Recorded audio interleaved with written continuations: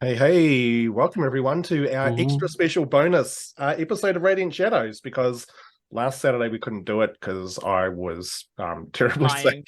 Dying slowly. Dying. I was going to say dying, but I didn't want to be dramatic, but it Was did. that Oh, an entire week I had a whole ago? extra week to make bingo and I didn't do it. Oh no, that's We've fine. we've I knew there all was something I had was supposed to do today. we've all had life going on, but we're starting a little bit late, so we're going to absolutely leap into things. So hi, I'm Ham. I'm running this whole show, and I'm going to pass it straight over to not John because he's got something in his mouth. Promethean. Oh, I'm Promethean. I have John That's in all my it mouth. takes. Wait. What am I doing there? I'm It's not Thirsty Thursdays. We are. I'm here. Yeah, there you go. Thirsty Thursdays was last night, so I will try and find a way to lift my mind out of that gutter over on the Fate Script channel. But I'm also everywhere else. So, welcome, greetings. I'm looking forward to tonight. Stuff happened and was accusations were made Oh yeah, in our last session, and I am looking forward to see where this goes. Absolutely. And I think that's a great segue to Kate, who's back this session. Hi, hello. Apologies. Sometimes I disappear in the real world to go and do theatery, performery things because that's part of my life as well as living on the internet, both here and in Dungeons and Doctorates, who I'm sure will pop into the chat at some point. And otherwise just being general chaos in the chat for lots of people, including for Thirsty Thursdays. But otherwise, I'm going to throw it at somebody, but Ham can do it for me because I'm lazy. Oh, excellent. Cass, go. Hi, I'm Cass, Shadow Me. I'm here. I'm And ready. she's freezing. Yeah, I'm warm. I'm nice and warm. you are. You've gone full winter cozy. It's outstanding. Mr. Heath. G'day everyone, I'm Heath, I'm the Antipodean D20 and I play Grumpfel, a Deep Gnome. Yeah, boom. Awesome. And last but by no means least, John. Woo. Hi, I'm John from Meeples and Dragons. Yeah, we do awesome tabletop gear, all that sort of stuff. Saz has asked me to remind everybody, or let everybody know that in the financial year, sales will actually kick off tomorrow. Ding, Check ding, 'em out. ding. Woo. Yep. And so Buy just all the things. buy All the everything. dice. And lurking in the background is Saz, our wonderful producer, overlord, cheerleader, just general person who makes sure we don't go too far off the rails, or alternatively encourage us to go off the rails. I'm not sure which sometimes. Or both. Both is good. Both. Okay, I think that's everything. I do apologize in advance if I'm a bit coughy and spluttery and stuff. I've still got stuff lurking in my chest, so I'll try and mute myself if I'm gonna like cough up a lung or something. But otherwise, let's just jump straight into last session. Only do it if you go, oh no, not again, in the best John Hurt voice you have. All right. Summary from last session. As the lights from the single firework slowly dimmed in the night sky, the party turned to find that once again their companion Rowan was no longer there, this time replaced with an older gnome woman. Perplexed, questions were asked, and over the next hour or so, the group discovered that this new individual was called Thea, and that she came from Riverview, the same small village that Rowan herself had told them she was from. But more drastically, Thea, when asked about their diminutive friend, reluctantly advised them that Rowan was dead. Shaken by the news, the party, unsure of whether to trust Thea or not, continued to make their plans as to what to do next, however ensuring they kept the older gnome close. Talking with Aloysius, they made plans to travel with the rest of the Mystic Delirium to the Wormshadow Theatre to meet the Altons, broker a deal for Greenfield, and then watch the performance. Aloysius also asked another favour of the group. At the conclusion of the performance, he would leave 2 bags behind, one for the group as payment, and the other containing the profits of the performance, to be distributed amongst the folk of the Rat's Nest. He also mentioned a surprise at the conclusion of the show, but would not expand on this. As the others went to bed, Miera and Bex, with permission from Ludd, stayed up to bake more sparkle cookies. As they baked, Aloysius lamented the plight of the people of Harrow, and Alamar in general, and his overall disgust of the nobility and their cruel, debaucherous ways. The following day, the party were provided with more glamorous clothing so as to blend in more with the nobility, and then travelled to the Worm Shadow Theatre, a large wooden structure in the centre of the Dragon's Heart, and, much like the rest of the quarter, decorated in distasteful and at times downright cruel depictions of people being terrorised by dragons. The troupe, now travelling in 2 large wagons and with more members that Lady Ophelia had collected from outside of the town, expertly unloaded the contents at the back of the theatre in preparation for their big performance. Aloysius, in the meantime, took the party to meet the Altons in the foyer of the Worm Shadow Theatre. It was there that they saw a number of the powerful nobles of Alamar, including the Dragonborn Malagarths, rulers of Harrow itself, and the son of Duke Beckforth, here on a state visit. Doing their best to not stand out, the party were able to finally talk with Lady Daria Alton, an elderly bugbear and matron of the Alton family. Through the quick and thoughtful words of both Miera and Grumpfel, as well as a sneaky sparkle cookie or two, the group convinced the Altons to look into the purchasing of Peridon's debts and the taking over of Greenfield. Feeling confident, the group made their way back to the theatre proper, and as they made their way down the stairs towards the stage, Thea flickered. And now you find that once again, your small companion Rowan has returned. Rowan, for your sort of edification, you're on some fairly steep stairs leading down. On either side, there's a large number of seats. Just sort of think of one of those really sort of old-timey theatres. There's the boxes up on the wall, a large stage with big, thick, red, lush curtains. Currently completely empty, except for your friends, who are all dressed quite strangely at this point in time. What is Rowan actually wearing? Same as always. I'm trying to remember what. Not like it's what you would class as like street clothes. She's wearing the kind of clothes that you would expect to see from like. She comes from a farming background, so she's not got like hyper expensive stuff, but it's all because you guys left her stuff behind. It's all in shades of like brown and orange and like tan. It's that sort of like earth colors. Overalls and a straw hat. No. But like that idea of like it's comfortable, it's functional clothing. It's not like fancy pants. Has anyone noticed her yet? I don't Like, know. How's anyone? Tina's literally. Like Thea probably would have been sort of in the middle of you guys, so suddenly Thea is gone and Rowan is there. Tiernan's going to would like to try to usher Rowan out of the visible range, so to speak. Try to get in the way so no one can see her. Like try to sort of. So just a reminder that the theatre is currently empty. So you've left the foyer. Mm-hmm. You're going down the stairs of an empty theatre towards the stage. So there is actually no one else around apart from you guys. Okay. Oh, Rowan, quick! We gotta get you backstage quick. What? Wait, what's going? What? Oh, okay. Okay. And yeah, tries to where I'm trying to remember where we were going. We were going back to see Aloysius backstage, and whatnot. So try to get her there as quickly as possible, so that before anyone comes down. Yep, cool. What are the rest of you guys doing? Delgrim will follow then backstage, but might ask, where did you go this time, Rowan? Oh, I was sorry. Hi, I'm back. I don't know what happened with you, and you're all dressed really differently to when I left. Sorry, I was near the Darking Wood. It's near, I guess, kind of near home.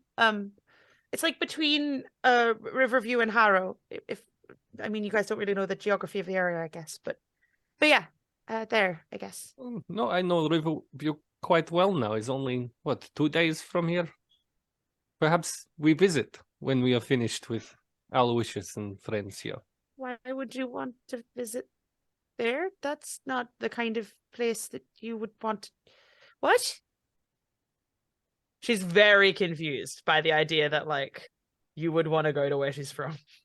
Why would you not want to visit your hometown when we're so close?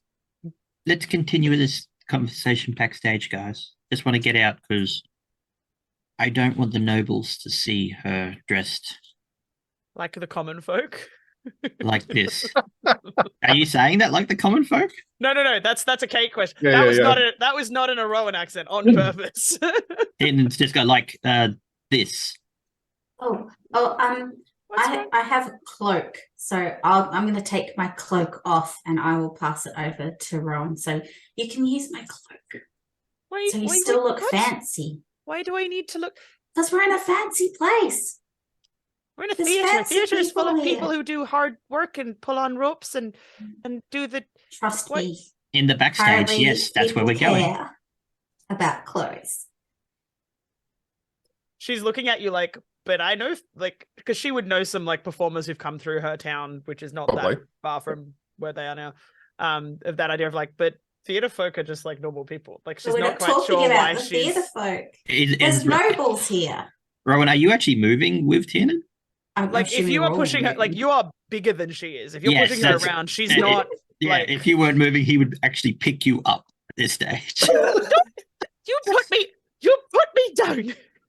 Put me down, Like, Tiernan. he's gonna leg it to the behind the backstage. Because arguably that's going to draw no attention at all. None.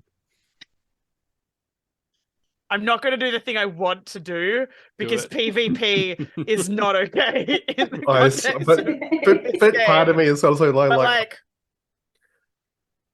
someone has asked you to put them down. Hey, you can specify non-fatal PvP, and I don't think any of us would mind. Well, how far is the backstage? Are we there yet? oh, look, I mean, it's Right, it's- I am driving a disorienting spike of psychic energy into your head, please, because you are not putting me down. yeah, okay, all right. Right. What's is that a saving That's throw? mind. It is a. You must succeed on an intelligence saving throw. Oh no, Tiernan. No. If it was wisdom, Tiernan would be screwed, but intelligence. Oh wait, not too intelligence saving throw. Int. bad. Int. Yeah, I love the first roll of the session. It's the party Put attacking me each other. down. It's awesome. Oh 8. dear. Well, you 8. did not succeed on that. I have a bloody Um, +6 on that. if- Kate, if you want to, you can essentially sort of like soften the blow so it does reduce damage if you would like. I mean, it can't do that much damage anyway, because it's only like 1d6 of psychic damage, and you have to take 1d4 off of your next saving throw. Yeah. Well, Well, before hold the on a end of second. my This is next. Tiernan hang we're on. talking about. Yeah, but Yeah. also that's before the end of my next turn, which because we're not in combat is like Yeah, as relevant. Yeah. functionally irrelevant. Yeah. So you're taking 2 points of psychic damage for not putting her down, Yeah. Okay. Wow. basically. Okay, so you just feel the pain cut through your head after you don't listen to what your diminutive companion has requested. All right. I said, put me down. I'll put you down if you promise we'll go into the backstage like Following you. I now. didn't say no. Just put me down. Okay. He puts her down and he starts, God. that's going to give me a headache. I deserve it. Now put me down and tell me why we're going backstage. Because I don't want to be thrown in jail because of nobles are weird. I mean, we know that, but he's Okay, going to turn to the rest of them and be like, why are we going backstage? What is going on? Why are we in a theater? This is not a place where I left you. we can have this conversation backstage, please. Come on. This is where you have returned to, and albeit may not be full faculties of where you are or what we are doing for the moment, listen to Tiernan and all will be explained in time. Now go! I was going. You picked me up and moved me. She is not happy about the idea that someone who is bigger than her has just chosen to Yeah. pick her up and bodily move her in Yeah. a place she's just arrived in and doesn't know what's going on. So But, like, I, she's going with you. It's just yeah. you know. So there's sort of this your voices would be echoing because there's nobody in the theater. the voices are probably carrying more so than they normally would, echoing around a bit as you hear, Rowan's very enthusiastic complaining. You do all get down to the bottom, head off to one side, up some stairs leading onto the stage, and quickly pull back, sort of past behind the curtain. As you step behind the curtain, it's a hive of activity back there. You can see that there have been a number of props, backstage scenery set up at this point in time. And the decidedly larger troop of the Mystic Delirium is like a hive of ants as it goes about getting organized for the performance. Rowan, there would be a number of people here who you don't recognize. Mm-hmm. You see one or two. You see Aloysius. You see the half-orc Tate. But there's a number of others. There's Goliath, a dwarf, a couple of extra halflings. You've never ever seen them before, but they all are involved with getting everything set up. Okay. Aloysius sees you all appear, gives you a sort of a brief wave as he's directing people around, then sort of stops and turns back and looks at you, Rowan. Goes, interesting, you're back again. Yes. Unexpected, but probably not an issue, I suppose. Everything okay with you this time, Rowan? I'm fine. Question. Sure. I'm here. You're here. You were surprised by this. Who was here if I wasn't here? There was some it was a gnome woman. I can't remember what her name was. Was Thea? Was it? He sort of looks to the rest of you for sort of assistance. It was Thea or Amori. And so Delgrim's I'm gonna roll insight check at the mention of Thea's name on Rowan as well. Just looking specifically. Kate is finding out a particular piece of information from Brilliant. him. Excellent. Great. Yep, cool. Kate has this information now. Specifically looking for any indication of recognition of Thea's name when it's said. Don't worry about that. I rolled a 2. 2 2s. The first 2 rolls, and they're both 2s. I was going to say, can I roll as well? But my cat just knocked all my dice on the floor.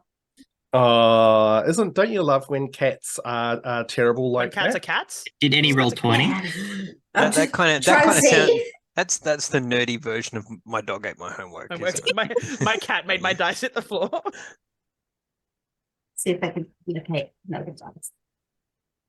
Rowan, we're actually currently in the theatre. I'm sorry we picked you up. I can see we're in a theatre, Tiernan. I'm not blind. Yes, and you should know what Harrow nobility are like, yes? This entire theatre is devoted to them. If a guard saw you dressed as you're currently dressed, you think we like being dressed like this? You'd stand out like a sore thumb. Also, And should she be armed right now? Delgrim will probably ask Aloysius specifically, because Promethean doesn't recall what happened to our weapons, but I feel like they were taken from us and stored somewhere. I just can't remember who did that. You guys had stashed all your stuff in a back room, so that you could all collect it. Because basically, the agreement was that when you went to see the nobles, you would be dressed appropriately, but you had asked about the rest of your gear, and they'd brought it with you and just stashed it in one of like the dressing rooms out the back. I rolled a 15. What was the 15 for again, sorry? I just wanted to see if Rowan's face changed at all when we mentioned the name Thea Amari. I'm going to go with Kumori, you mean? Amori. Yeah. I'm going to go with nope, because that feels like the appropriate thing that I would say, Ham, based on what you've given me. Yep. Not in any discernible way that would indicate that she recognizes that person. Okay. Thank So you. that's why we needed to get backstage, because we even had to lose all our weapons even to be in here, and you're currently armed. Tiernan, it's cute that you think that that's the most dangerous part, is if I have something in my hand. No, it's not so much that, it's how the guards view it. Uh-huh. Doesn't excuse you picking me up. I already Doesn't excuse you apologized for bodily that. moving me. No, just saying it doesn't excuse it. I understand now, but doesn't excuse it.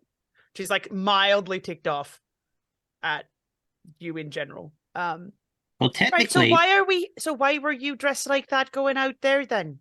I fit in fine here. She's like standing amongst a bunch of theatre people who now I'm guessing predominantly aren't dressed super fancily. If they're No, like- no, everyone else is dressed very functionally. Yeah. Yeah. How do you know that? How would they know that I wasn't just one of these guys out the front? I don't want to take any chances considering the room we just came through beforehand. Which was, she's like, Well, I think the ruler of Harrow was there, the Altons were there, Malagarth was there. Yeah, it was a very stressful time. That Miera did great. Also, why did you fake your death? I did what now? You faked your death, so everyone at your hometown thinks you're dead. I did a what now? Everyone from your hometown. She's gonna say the same thing over and over again, and like, Well, what? well, if people think you're dead and you're not, Specifically, You must your have mum faked it. thinks you're dead. yeah. No. Thea said she was really good friends with your mum, and your mum went through a really hard time grieving. I don't Because know who Thea You died. is. She knew your mum. My mum's a lovely lady. Lots of people know my mum. But why does she think you're dead? I don't know that she does. Would it be fair to say that, like, I've not communicated with home. I've just not, they don't necessarily know where I am, but like, Mhm. yeah, like, it's not, like, she doesn't think, what? What do you mean? Well, I didn't fake my own. Why would anyone do that? well, why else would people think you're dead? I don't know. I didn't think they did. That's why I'm I confused. think it was like something Well, now about I'm confused. you disappeared in the woods. Is that right? Am I remembering that correctly? I'm pretty sure it was something about you disappearing in the woods, and your mum thinks you're dead, and she grieved for a while. Maybe you should write a letter home. At this stage, Aloysius, who's been standing here watching this whole thing, was just a very sort of small smile on his satyr face. Goes, look, excuse me, interesting conversation. Can I just ask you all to maybe move? We've still got a bit of work to do, and you're all sort of in the way. There's some rooms down the back. You'll go and hang out down there, and I'll come and talk to you in a bit about getting organised for the performance. Would that be okay? Good, excellent. good. Sort of starts to sort of usher you sort of off the side of the stage out towards sort of more of the back of the theatre. I'm not saying you can't keep talking. I'm just saying that here is not the place. We've got work to do. Okay. Wait, so hang on. Can I just get it? So what did this Thea person, whom I've never heard of before, say? Because, like, I've written letters home. My mum doesn't know where I am right now, because obviously we've moved, but, like, this is not... What? Okay, so Thea, she was an older gnome lady. Okay. She said she had a group of friends and they were all into gardening, and they were called the garden gnomes. And she said that she was really good friends with your mum, and that she knew a Rowan. She didn't specifically know if you were the same Rowan, but she said that Rowan died. Oh, And she that knew your Rowan's last name. mum, yeah, she knew your last name. And she said that Rowan's mum had a really hard time grieving because Rowan had died. But, like... Same last name, same town. Well, she said same last name. She said same town. Did you, like, ask her for proof? We didn't volunteer your name. She knew your last name. This doesn't make any sense to me. I don't like. I don't know anything about any garden gnomes. I don't know anything about some Thea person. Like the name Kumari is familiar, but like I don't know how she knows my mom. If she knows my mom at all. I guess Maybe he's And, like, lucky I'm we a- are I'm a only nut- 2 days from hometown and we can get to bottom of mystery then. Well, maybe next time you blink home. I don't exactly control where I go. Otherwise, do you think I would have swapped places with some? Who did you say it was last time? Some orc on the other side of the gosh darn continent? Like, No, that what was do you think last I'm time. doing? That's what I'm saying. Like, that's what she's saying. She's saying, like, do you think she would have chosen to go on the other side of the continent and swap places with an orc if she had any control over what she could do? I don't know. This is confusing. Rowan, do you share your name with any other member of your family? Same name, same first name, same family name, whether present or past? Not Were by you- backstory, Ham. Confirmation, not by planned. Yeah. No, it's just a name that my mum and dad liked. Okay, it was just a thought that perhaps she was misremembering, and it was another member of your extended family that she may have been confused with. I don't think so. I don't know. I mean, maybe we do need to go back to Riverview and find out. But like, I don't understand why someone would lie. I mean, I'm nothing. I'm me. I'm nothing special aside from this blinky bollocks that keeps happening. She did come across as a bit shifty. So Blinky would maybe probably she is sit up at lying. the word Blinky. Actually, at this point in time, yeah, Blinky would has been sort of hovering around you, Tiernan. But very sort of gradually, sort of now that you guys have sort of stopped moving, sort of gradually getting closer and closer and closer to you, Rowan. The shutter on Blinky's eye has sort of just got progressively wider and wider and wider until it's sort of off to one side of you. Yeah. Not right sort of in your face, but almost sort of slightly invading your space. Yeah. With the entire iris like completely wide.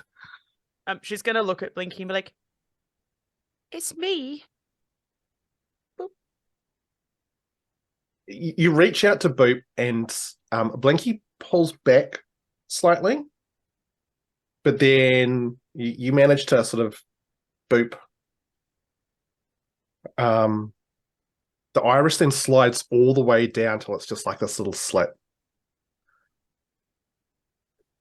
And then comes around, lands on your shoulder. Yeah. And just very, very slowly leans in against the side of your head. She's gonna do the bend, like the natural thing of when someone puts their head on your shoulder that you Yeah. bend like over. And you know how like cats, when they're doing the whole making biscuits, not quite that, but there's just a little bit of the kind of the little Sorry. bit of that happening. Which is such a frustrating sentence because that's not how you make biscuits. Like, anyway. It's like, I don't. Hang on, did he say performance? She's like, now, like, wait a second, hold on. What have you gotten us into? Zeloish is still standing there? Well, I mean, he's sort of shuffled you guys off to the side. And you can hear him, he's moved off a little bit, but he's like directing people around and stuff like that. He's within earshot though. We're not performing. We're just No. here to watch. Yeah, and we We've also done what got... we needed to do. Yeah, we spoke to the Altons, and they kind of agreed with the whole Greenfields issue, and have started to will relay start the process.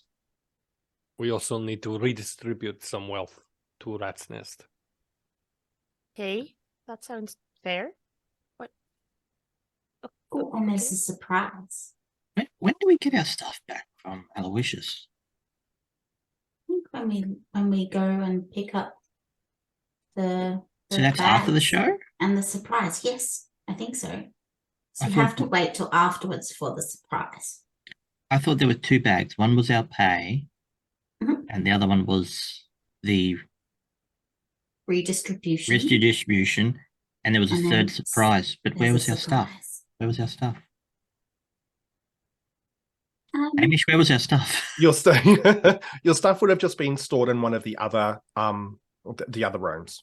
So there'd be a number of like sort of small dressing rooms and the like, and sort of in the base of the theater. And you would have just like when you guys came in, we would have stashed all your bits and pieces there. So you know exactly where they are. All right. So is it all right to go back and get them now? Or how are we watching? Are we watching with the rest of the audience? Because they're all nobles. I don't know. I wasn't here. So I was actually asking Miera. Oh, I'm not sure. If Aloysius is in space, can I just shoot him a message just mentally and ask where we're supposed to be sitting to watch the performance? Yeah. He replies back and says, I would suggest probably from the wings. If you're terribly inclined, you could maybe sit in the very front row, but I would probably recommend no further back than that. Oh, Aloysius says wings. We should just watch from the wings. Do we is get our that stuff gonna get in first? the or- way of the stage crew doing their jobs if we're in the way? That's what Aloysius said. Okay. He knows best. We'll get our stuff, Tiernan, but we might as well just leave it till after the show. Tiernan looks a little bit nervous. Can I insight check? Why is he so uncomfortable about stuff? Like, why is he so het up about his things?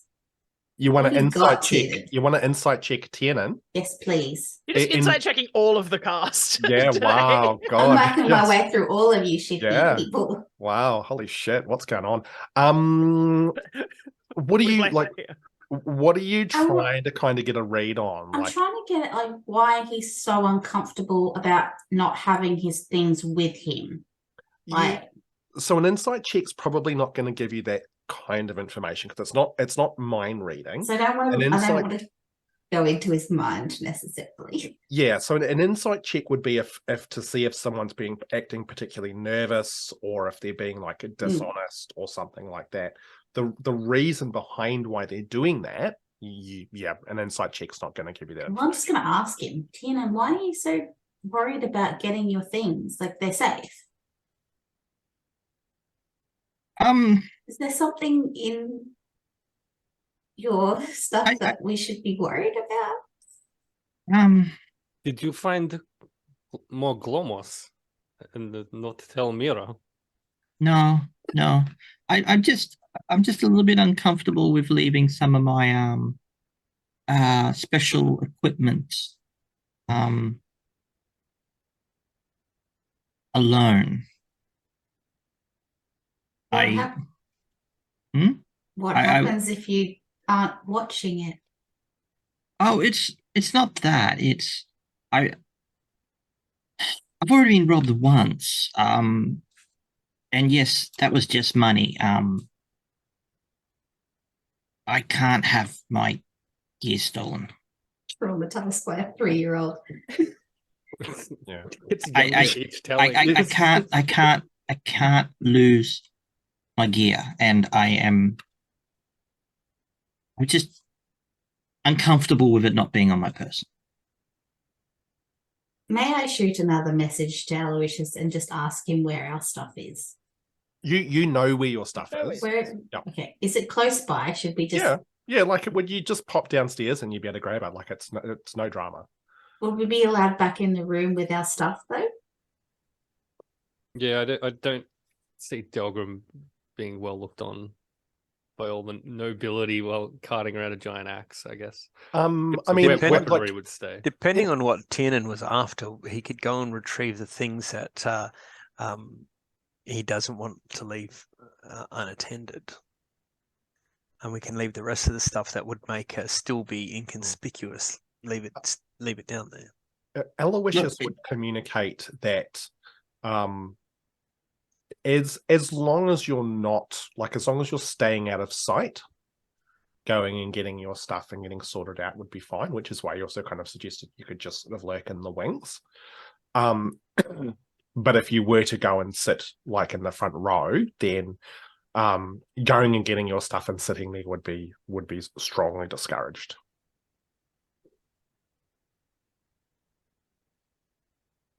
Well, I'll tell the party that. as well. So we can get our stuff as long as we stay in the wings. Yeah, as long as we stay out of sight. And I don't think we're planning on mingling anymore tonight. So As long as you think no one's going to see us as threatening. Let's like, if I have to, I just don't want to leave it there for very long. That's all. I don't think we'll be too long. Okay, all right. As you say that, you hear Aloysius call out, 15 minutes until the curtain up, make sure everything's organized, starts barking out more commands. Again, it's obvious that this is a very well-oiled, well-practiced troop. The props are set up, people are finding their places. You can hear various members of the troop starting to do vocal exercises. You can actually see off to one side,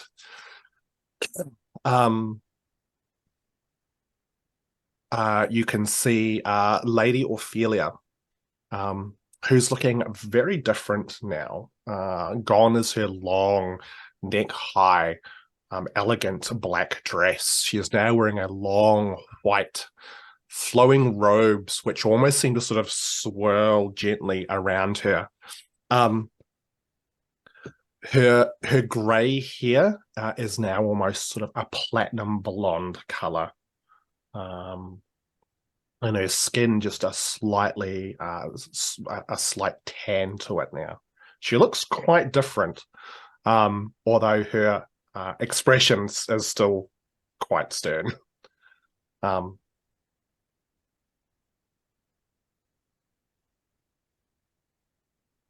Want to go So- get your stuff, Tiernan? Well, as long as it should be fine. I'm okay. I just don't want to leave it there for too long. So if we hide in the wings or stay nearby, it's fine. I just nervous is all.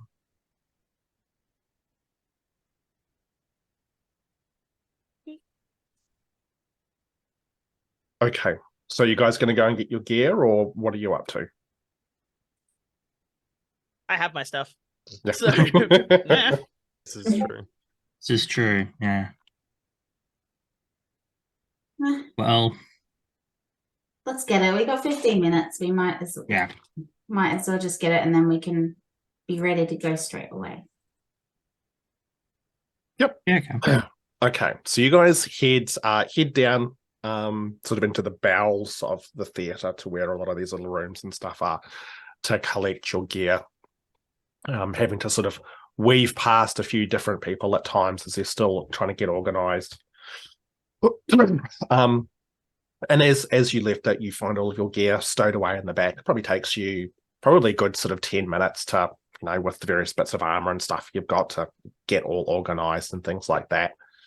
And as you go about this, you can hear very distantly Aloysius calling the 5-minute mark. But you find yourselves now all equipped again with all of your bits and pieces, armed to the teeth. And if you would like, you can head back up to the wings. To the wings. If anyone watches Tiernan, you'd see he takes a big sigh of relief when he picks up his pistol. Company man with proprietary technology. Yeah. Do Yeah. I still have Blinky on my shoulder? Blinky would have stayed there for a while before eventually taking off and sort of buzzing back to Tiernan. If he wanted to, he could stay there. Wouldn't bother me. Wouldn't bother Tiernan. Tiernan's too worried about his poor pistol. Yeah. Wow, this is why I don't Blinky. mind either way. It was just more if he's still there, he'd get little like Yeah. because she's got nothing else And- to do. She doesn't have And to sort arm of herself. as you're doing that, like before he heads back, like Blinky is absolutely reciprocating any affection that is shown. You almost sense that maybe Blinky's getting some jealousy between him and the gun, but who knows? And so wherever the group collectively goes, Delgrim's going to make sure that Rowan's in his line of sight at all times. It's not overtly or aggressively, just refuses to not have Rowan in line of sight. Can I roll to see if I notice this fact? So actually, I think it will probably be more of a Promethean. If you make a like a stealth roll, and we'll just match that against Rowan's passive perception. And I'll do it at disadvantage because he's not going to actively hide that that's Yep. what's happening. Yep.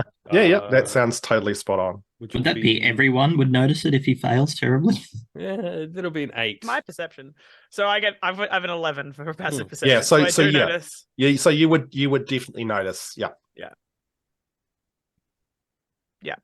She's gonna squirrel that. That's not. It's Yeah. more of a like. So you guys make your way back up to the stage area. And as you make your way into the wings, you can hear the rumble of the crowd now that has filled the theatre beyond the curtain. The murmurings of voices, the sounds of excitement. You can hear the rustling of chairs and people getting themselves organised. You can see now that on the stage there's a number of scenery pieces which depict rolling countryside and mountains and what appears to be like a sun on quite a clever little sort of trolley system that will enable it to sort of rise over one part of the stage and then set in another. Again, it's quite remarkable what they've set up here. There's a number of pieces of scenery which are very sort of movable to sort of depict movement across the terrain and stuff like that. It's quite the production that they've got set up here. Kate, in regards to any theatre stuff that I completely It's okay. No. I love that I'm sitting here being like, and they do like this, and they do that like that. Yeah. If I say Listen, anything, I'm you're like, sure- oh my god, you've murdered it. Then just Look, I'm already having to be like, there's no way a stagehand would let you be in the wings, but no, sure. quite possibly. But so They were going to tell us off, and they take one look at Delgrim and back away slowly. yeah. So you sort of are able to put yourself into a position where you can see sort of just past the edge of the curtain out into the theatre itself, without sort of having to stick your head through the curtain and stuff like that. And you can see that it's almost fully seated at this point in time, and you can see that there are a couple of boxes that you would have noticed up high, where the more affluent of the affluent would sit.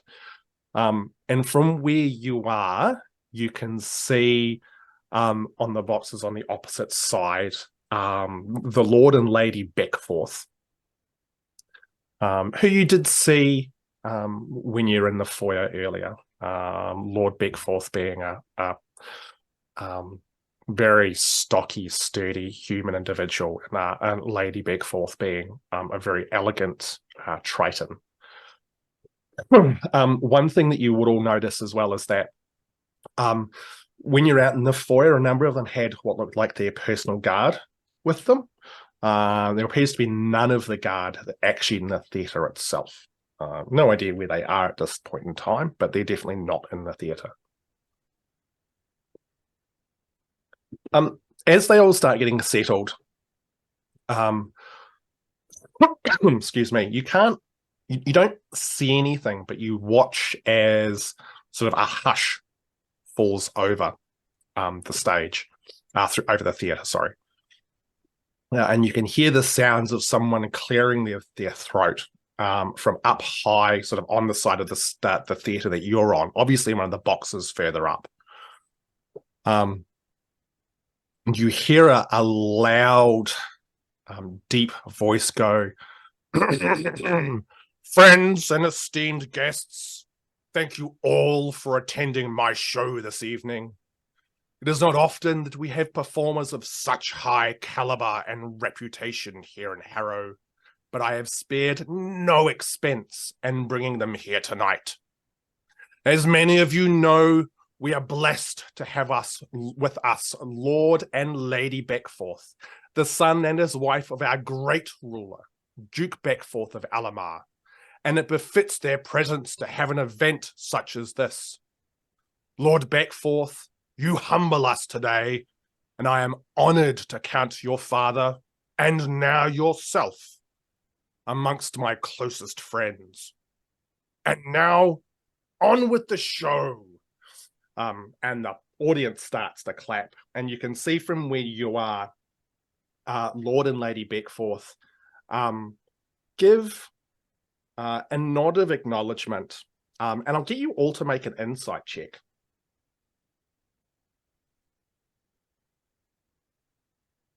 $13. What was that? 17. 17? 17. 16. 14. 14? A mere 13. A mere 13? Look, it's apparent to all of you that the acknowledgement given by the Beckforths is probably less than one would expect in a social situation like this. You would expect maybe a deeper bow, a deeper acknowledgement. So it is a little bit unusual, but the people of the nobles of the audience seem to be very excited by what's been said, by their enthusiastic clapping. Rowan, as you look out into the audience, because you weren't here before, the thing that probably catches your eye the most is the excessive wealth that now sits out in that audience. You can see even from where you are, people are just dripping with jewelry, rings, elaborate brooches or necklaces. It's excessive.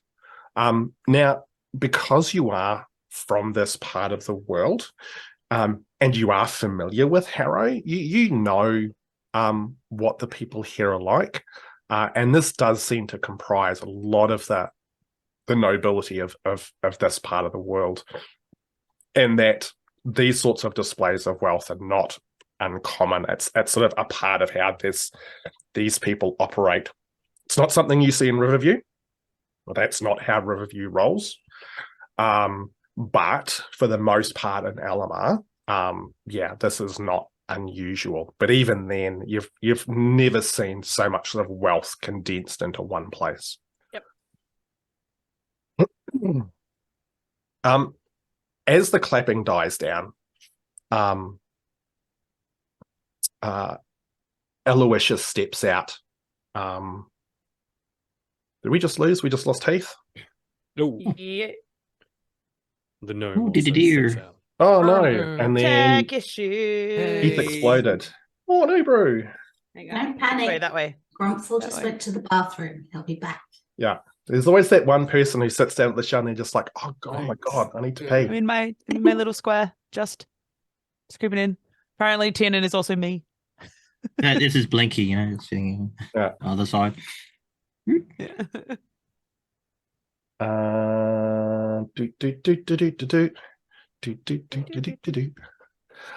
So while we wait for Heath to return, don't forget that the end of financial year sale is going to be coming up on the Meeples and Dragons website. Great time to go and check out their awesome wares, buy some great stuff, either for yourself or as a gift for someone that you care about.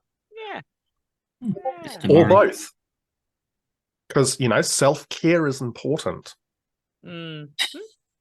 So Seribot told me when we started the stream. Correct.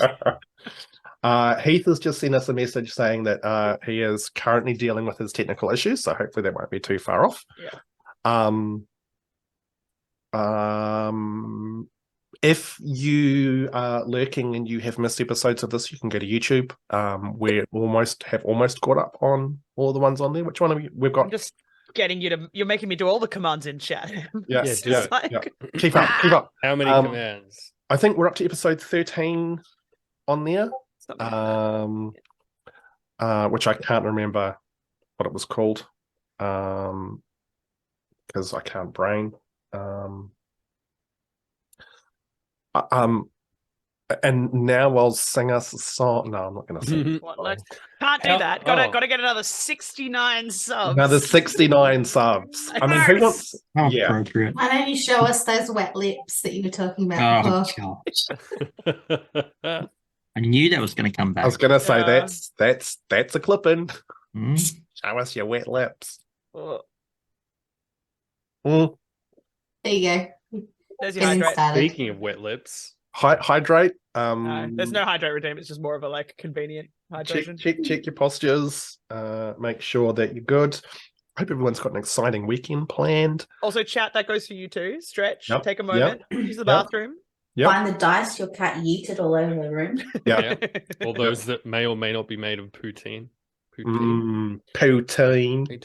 Poutine. God, 'Cause- I love that my brain's like the part of my brain that speaks French just yelled at all of you. It's fine. I was like, oh, So sorry that's about that's not a nice time.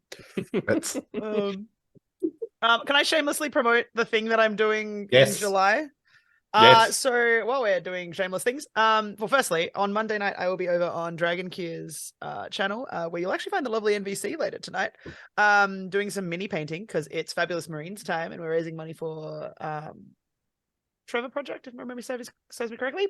And then in July, we are recording and streaming Shakespeare, which is yes. Hamlet, and I am terrified because there are some really amazing people.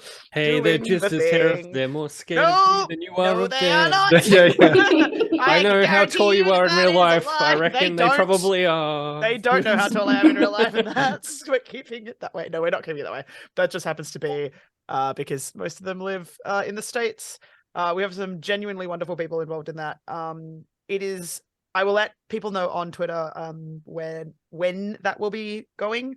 But we'll be doing it act wise on so each act will be released as a separate episode. So yeah, we're recording that coming up soon, and I'm terrified, but it'll be good. Also, if anyone's going to PAX, I think a lot of us are going to PAX I reckon a few of us are going to PAX PAX. is Yeah. Always happening. one or two of us. in Yeah. October. And I'm going to shamelessly promote the fact that my Fringe show is on at the same time in Yeah. Melbourne. So Yeah. that's happened since I've been gone. I got a venue for my show. It will be 9 until 10 p.m. the 2nd to the 8th of October. So it is on over PAX weekend. So you can come and check it out if you are going down just for PAX or if you're around earlier. Ha ha, Emily. She said, "What's PAX?" What's that? Ellie has seen the show already. Were you still here when I did? Yes, you were. You saw it with your mum. Ellie has seen the show. Dragon Key has seen the show. NBC has seen the show, but no one else has. And apparently they want to. So you should come see it. It'll be great. You should make it so that it's hard to get tickets, so that then I can shamelessly promote the fact it's hard to get tickets, because that's helpful. Noted. I will let you know as soon as tickets go on sale. I'm going to shamelessly promote something else now as Do well. that. Promethean ran the first episode of his new campaign over on the OzQuest channel Yeah, you did. last Sunday. So I'm actually just going to pass over to you now, Mr. Promethean. Yeah, that Handball. happened. And I didn't completely screw it up. No, you So, didn't. It was fucking awesome, dude. I don't think anyway. Yay, go me, the noob DM. Woo! Yeah.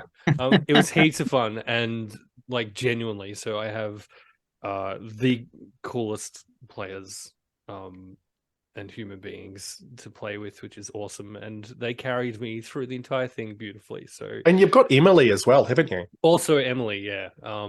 So yeah, Oh no, not that shit stirrer. she's there. Yeah, I feel like I mean, I can't watch it now. Like that's Yeah, just, it's, that's that's not- it's right. kind of... All right, I'll with- sit in the chat and mod instead for you.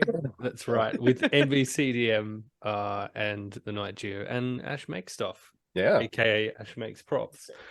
And we had a fun time. It was a great time. Once a month at this stage over on OzQuest. So yeah, keep eyes and ears open. Please send me the next date so I can make sure that I am in the chat before it comes. Look, I'm like, I've got to do that. I will do that very thing. Thank Awesome. you. I'm trying to think of other things we can plug. Yeah, I'm trying to think of other things. There is some Thursdays of Thirst happening over on other channels. The person who is involved in that should shamelessly promote that, because that's not me. Hey, that would be me That'd be again. you again. G'day. It's the Promethean show. I've done all my self promo. Now I get to hand it off to other people. Look, I'm like the bits of dog hair that you cannot get off your clothes after being licked on the face. By Where are you going with this? Worse. Yeah, that's getting progressively Jeez. gross. Yeah. I'm everywhere, and it's completely opposite to the vibe of Thirsty Thursday. But yes, Yeah. on the Fate Script channel, it's Fate Script. Once a fortnight, Emily, myself, or a substitute for Emily, as we had last night, Michele, took Emily's chair, and Ash also came in last night's session. Will healthily and as kindly as we can completely objectify a list of stuff. So far it has been characters from shows that we enjoy or love or are ambivalent about. And it's been a fun time. Excellent. I've heard whispers that there might be some the Meeples and Dragoning like gaming streams in the not too distant future again. I know. Yeah, we're trying to. We've been a lot of sickness going through the house, so we've been unable to do it in the last week. But I do believe there's a bit of rumblings around a potential Diablo 4. To see where some shenanigans definitely involved. I think even a Dungeons and PJs was suggested. I love that idea. PJs and Dragons. PJs and Dragons. Hey! There we go. There he is. The one, the Look only. who's back. The theatre show you are watching is again. experiencing technical difficulties. Please stand by. And Sorry, as- we just had a showstop, and are we good? Stage management, are we good? Are we good to return to? Who are these Perfect. bloody people in the wings? Get them out of the way. Yeah, God. I can just see it like Delgrim standing there holding the end of the power cord going, was I not meant to unplug this? It's sorry. I did not realize this provided. With all due respect to John, I could just see Tiernan tripping over the power cord and it Yeah, unplugs. actually. God. Yeah, that would be. Hang on, are we implying that there is like electricity via wire in the back of this theater as opposed to anywhere else in this world? There is Look, now. The theater people are For like, the- technology. For the all sake of it's taking all the the piss out of Matrix. Tiernan, then yes, there is. It's all the Matrix. Okay. All right. Geo just got told off. You just got timed out for leaks. Oh, Geo. Geo, And you needed a space, and mate. for You not needed putting a space. space. in the sentence.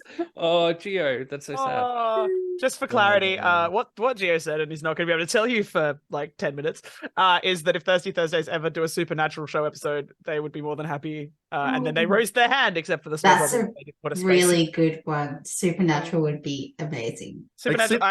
Except there's like 1,000 seasons and 1 million episodes, so the character list. And your would be- problem with that? I suggested Doctor Who. Are you seriously Yeah. playing Okay. this Look. game? I mean, Yes. sure. I mean, but there might actually. Anyway, we've digressed and we're spiraling. Anyway, Spiraling. Okay. So back to the game. yes. So, Duke Malagarth had just spoken to the crowd. The crowd had responded with enthusiasm, although the Beck Force themselves had somewhat more restrained in their response. And you watch as Aloysius steps sort of through the curtain to stand before the crowd and announces, "It is my absolute pleasure to welcome you all here to the Worm Shadow Theatre tonight, and grace you with one of our performances of the Talera and the Great Contravention." And he gives an elaborate bow, toffing his large floppy blue hat. before stepping back behind, or going to step back behind the curtains. But as he does, the curtains slowly start to part. So I'll just give you a quick rundown of the show. Yes, you will, please. No reason. The first act introduces the Solara, Taralisa, which is played by Lady Ophelia in the outfit that you saw before. The act introduces originally the world of Aoth Morel, which is the world that you were all on, and the continent of Peldorn, and that it was once a world rich with magic and happiness. And this is all sort of told through various sort of performances as it's going through. So I'm just sort of giving you sort of like a summary of what it is. There's a number of sort of small musical pieces, like music plays quite a significant part of this performance. But of course, I haven't written the whole score or anything like that because that would be excessive, but also kind of fun in some respects. But anyway, it was said that the gods themselves lived on Aoth Morel and would sometimes even leave their isle to walk amongst the people of the world. But slowly conflict began to bloom across the world, as conflict always does. Nations warred, and it was said that the gods themselves even picked sides at times. And as you guys are watching from the wings, you can see like that the terrain, the scenery is getting changed out. There's elaborate props to show, like, flights of arrows going across the sky when there's talk about war, and the various members of the Mystic Delirium coming out and playing various parts to sort of accentuate the stories. Through all of this, Taralisa arrived. No one knows from where, but simply she was an angelic being, sent from a place that transcended even the gods themselves. Legends suggested that there were in fact 3 of these beings, the Solara, but Taralisa was the most pure. She guided the people of Kingsvale, leading them in both strength of arm and through great wisdom, fostering alliances with the nations around them. As this information is portrayed through the performance, the audience, which has been very enthusiastic, there's a bit of a grumble that passes through it. And you'd be aware of the fact that, especially the likes of Miera and Rowan, the conflict between Alamar and Kingsvale, Kingsvale being the next duchy just to the east, which is sort of where Harrow's on the border of. So it does get a bit of a reaction from the audience when this is talked about.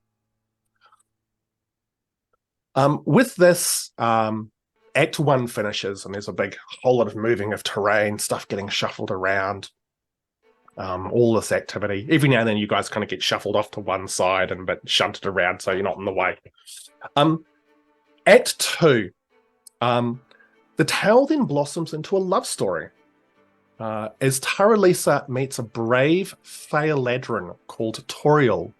Now, Toriel is actually played by Tate, the half-orc, with some very elaborate makeup. Toriel is not one of high station, however, and loves Taralisa from afar. It's at the Festival of the Burning Leaves that the two meet for the first time, and Toriel is able to woo her. The two fall deeply in love, but again, station keeps them separate. Every morning, however, at the break of dawn, they snatch a moment together, whispering words of love and affection to each other and sharing an embrace before having the first rays of the dawn shine down on them. There are some lovely, sweeping love songs that are sung through this. You've heard Lady Ophelia sing before, and Tate. And the passion that comes forth from this performance is palpable. It is, you can see the audience almost leaning forward in their chairs as they watch as this unravels. The last scene of Act 2 is some effects to sort of show the dawn of a new day coming through and shining down on them. And you can actually see Miera off to one side, Bex, is helping out with this. She appears to be casting some very simple cantrips just to create some extra light to help give that effect across the stage. But as the second act comes to a close, and it's probably been about sort of half an hour, 45 minutes at this stage, you guys notice that there probably only about half of the Mystic Delirium is around now, and that a large number of the props and stuff have been wheeled away and cleared away, and there seems to be a lot less of them about.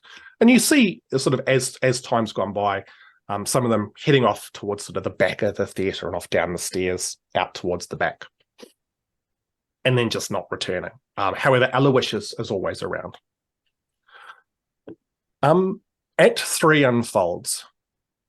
The third act opens with a large, loud, rumbling noise, and the whole theatre almost shakes and vibrates, and you can hear the audience gasp in surprise as the curtains pull back, revealing what looks like to be like a small building in which Toriel is sleeping, and he awakens from his slumber just before dawn to look out his window, and he looks up into the sky, and you can see what appears to be the sky actually tearing asunder.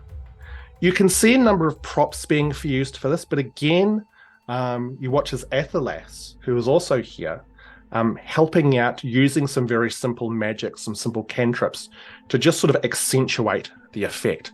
But the rumble keeps happening, and there's the sound of distant thunder. Shrieks and cries can be heard from throughout the city where this is all apparently happening. And you can see as the arcane, the very essence of magic, bends and twists, and the very fabric of the world bends and twists with it. Again, there's a number of magical effects that are sort of accentuating this. And you can see even at this stage, Aloysius is assisting with some of this. There's an elaborate scene where Toriel races to find his love, Taralisa, but as he races through the streets, the buildings around him collapse and strange beasts and monsters appear in the tears in the sky. Some of it appears to be magical illusions, other again are these elaborate props. Can I get all of you to please make a perception check for me? Also, this story in general, Ham, is this something Delgrim would know just otherwise in terms of stories that have been told where he's grown up? Yeah, for sure. Feel free. Actually, so first, all of you do your perception checks and let me know what those are, and then I'll get to that in a tick, Promethean. Sure. Maths 20. Maths 20. Okay. Mr. Grumpfel? 19. 19. Miera? 18. Holy crap. Tiernan? 1. Yay, Tiernan's totally absorbed by the show. Tuned out. And Blinky got 11. Okay. And Delgrim? 13 again. 13. All of you except for Tiernan notice that as members of the cast and the crew are coming off the stage, they're heading off down the back and generally not coming back again. So there's fewer and fewer and fewer people on the stage or helping out with the props. Towards the end there, Bex runs up to you, Miera, gives your hand a little squeeze, and just goes, I'll see you a bit later on, okay? Where are you going? We've got to go at the back to the wagons. That's what Aloysius has told us to do. Should we come with you? Like, are we right to stay here? I mean, I don't know. I thought he said that you had something else that you were having to do? Oh, yeah, well, we've got to pick up some bags, and there's a surprise. Yeah, so, I mean, I'll probably see you later on. Okay.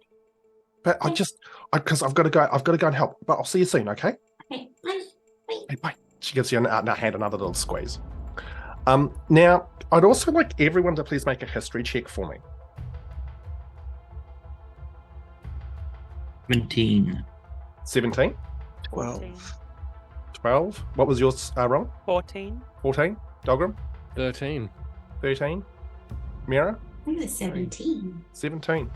Look, again, it's enough for most of you. A lot of this appears to be very much centered around a historical event known as the Great Contravention, which happened probably over 1,000 years ago and was one of the key incidents that created a lot of the turmoil across the entire world. In regards to Peldorn itself, it was during the Great Contravention that Shardfort was created. It is when the shard actually fell from the sky. It's the result of a number of all sorts of things that have happened across the world. The rifts created through to different planes, the continent itself changing. Mary, you got a 17, didn't you? Yes. Yeah. And 10. So anyone who got 17 or higher, you would also know that most people in this part of the world know it as the Great Contravention. However, due to the fact that it was something that impacted specifically on the arcane, which is the specific type of magic, there are parts of the world that also know this as the Arcanaclysm.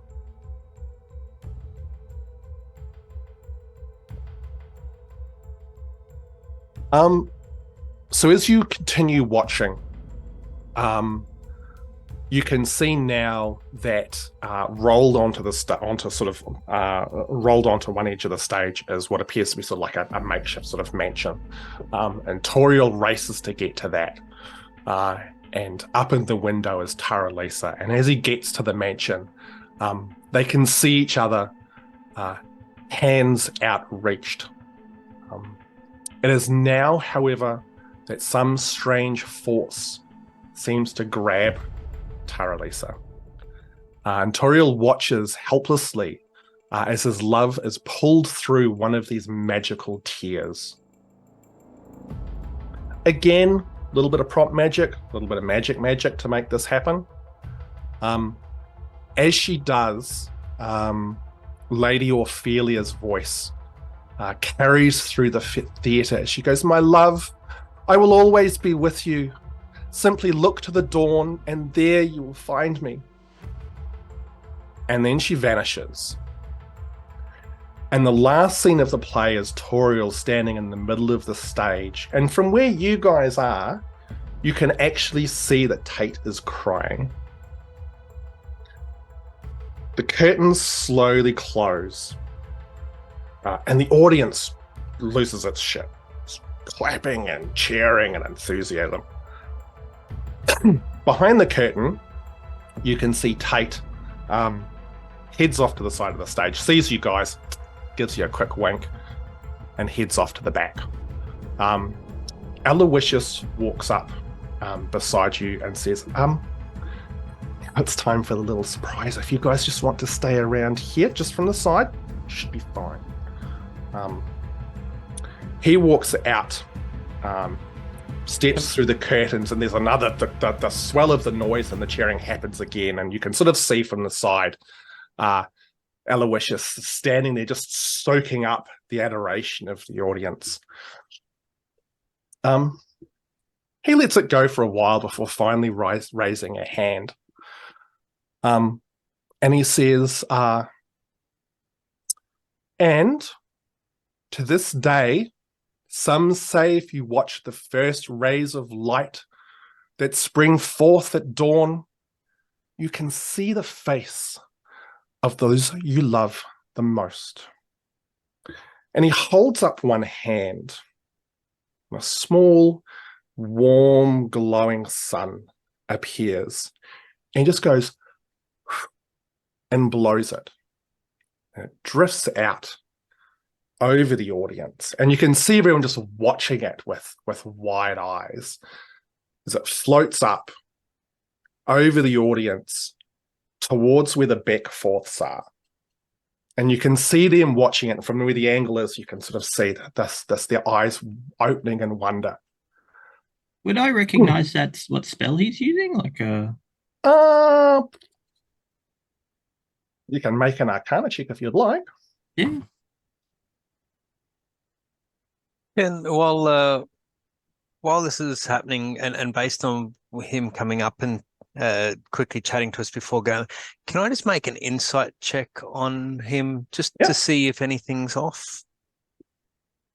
Yeah, absolutely. 21. 21? He seems to be just very excited. Arcana check of 22. 22. You realize what it is as the fireball explodes right in front of where the Beckforths are. It completely envelops the box that they're sitting in, as well as the next box that is behind them, which has got another bunch of nobles in it, and also a large chunk of the audience that sits down behind them. You can hear the wood of the theatre groan as just the concussive force of the fireball makes it bend. And you can hear the cries from the audience as absolute chaos and pandemonium breaks out. The flash of the fireball is fairly quick, but you can already see as you look up into the box that the Beckforths themselves are basically like you. It is hard to see anything in that box, and you can see it even now. It's starting to sort of slightly tear and become unhinged from the wall. Large swaths of fabric and stuff have been set on fire, and you can see it's all starting to smolder and burn. As the audience initially sort of looks up in horror, and shit. people just panic and start to race everywhere. What are you guys going to do? And Delgrim's going to try and find Lady Alton and her daughter, was it? I think. Mhm. Correct. We'll try and spot them in the crowd. Yep. Okay. So you're going to do that. What's everyone else doing? We'll work out what everyone's doing, and then we'll resolve those things. I'm messaging Aloysius in my mind if he's within range, and just asking, like, what was that? Was that an accident? Should we still be here? What have you done? He actually looks back in your direction, and you can see him gives you a little wink, and he says, "Told you there'd be a surprise." And then you watch as he does a little pirouette on the stage, and there's a puff of smoke, and he vanishes. As Rowan sees him disappear, Yep. she's grabbing her rock out of her pocket and squeezing it really hard and just going, "Get us out, get us out, get us out, get us out!" Okay. Sorry? With hope. With hope? Lots of hope. Okay, all right. Intense hope. And yes, sorry, I saw the chat. It's fine. It's fine. I'm ignoring it.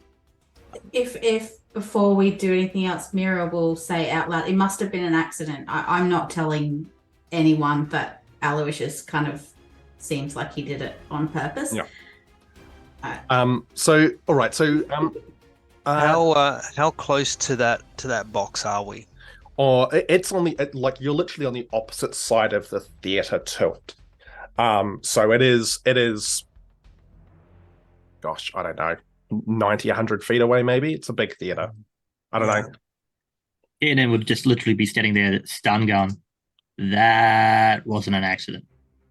Delgrim, can you make a perception check for me, please? Mm-hmm. Oh, thank Christ. It's 18. 18. You stick your head out and you start to scan around, and you can see on the side of the theater closest to you, the Altons. They're sort of up against one wall, where they were sitting, but you can see now like everyone is up and people are just pushing and shunting to get out of this place. They're both kind of pressed up against the wall to try and get avoid getting caught up in just the general chaos and stampede of people trying to get out of here. So Delgrim would try and push his way through aforementioned stampede to get to them, with the intent to bring him back down to kind of the backstage area where all the crew have been making their way out of the building, would be the idea. Okay, so you guys would see, in this case, Delgrim heading off into the throng of people. Yep, what are the rest of you guys up to? Did we see where Delgrim was going towards? You just see him like heading in the direction of the crowd.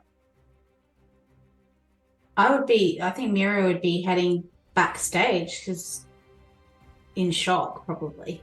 Okay, all right. How bad is the damage to the building?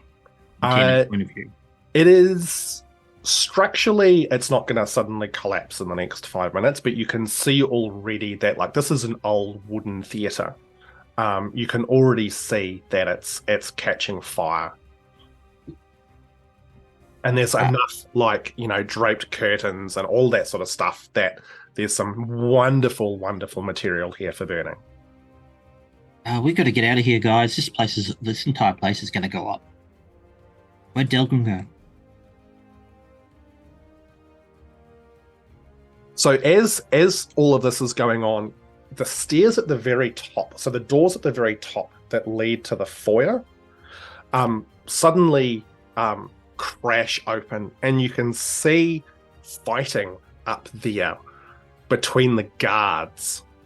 You can see now what appears to be the back fourth Triton guards are fighting the Dragonborn guards of the Malagarths. And the audience is sort of surging in that direction, which is just causing even more chaos now as wild combat starts to ensue up there. Delgrim, you start to wade into this crowd. Can you please make for me an athletics check as you basically try and wade through the crowd? How gentle are you going about this? Delgrim does not care about anyone else other than the Altons. So okay, all right. So you are. It's just every dwarf for themselves. Gentle is not a thing. Okay. Plus, no, it's 15. 15. Acrobatics, you said, yeah? Athletics. 16. 16. Okay. You leap down off the stage and start to just wade through the audience. A lot of people in here, they're not warriors. These are the rich, the decadent. They are but a trifle in your way as you just sort of elbow and kick and push your way through these people.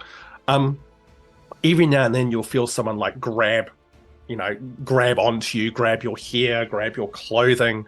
But it's easy enough for the most part to be able to shrug them off, push them away, whether it's gently or less gently. The rest of you guys, for those of you who are still standing around, would see Delgrim now wading. He'd almost sort of vanish as he goes into the crowd because he is a dwarf, and most of the people here are taller. He vanishes into this crowd, but you can kind of see him cutting through just by the reactions of people moving. Can we see where he's headed towards? He looks like he's sort of heading about sort of halfway up towards one particular wall. But make a perception check for me.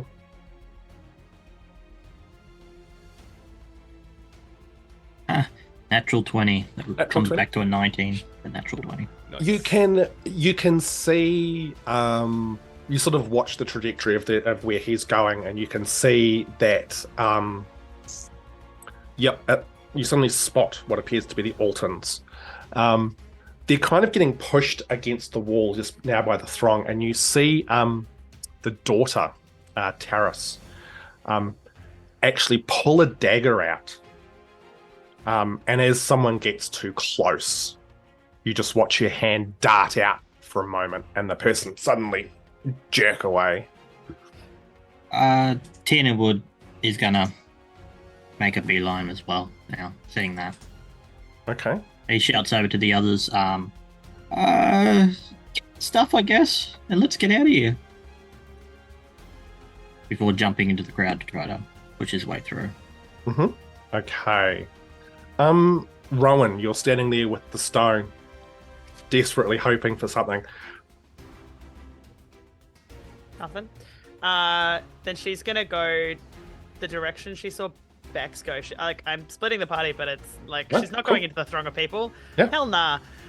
She's gonna, because there'd be a back door to the theater, because Absolutely. how you get sets and props Yep. into theater space. Oh no, Kate's using her useful actual real world knowledge of how theaters work. Dun, dun, dun. Whoops. When you got taken down, like with the rest of the group, when they got their gear, you would have seen the little sort of warren down there and the back door that they would have gone through. Miera, you were heading down that way as well, weren't you? And specifically, I'm heading in that direction, but I'm checking because Aloysius said he would leave things in the room for us. Correct. I want to make sure that that's not a lie. So Okay. that's where I'm heading. Okay. So Miera's heading to the room, Rowan's heading towards the back door, and once again, in true Radiant Shadows fashion, Grumpfel is left, standing in the middle with the group going. Are you going after the lucky halflings, or are you going after the others?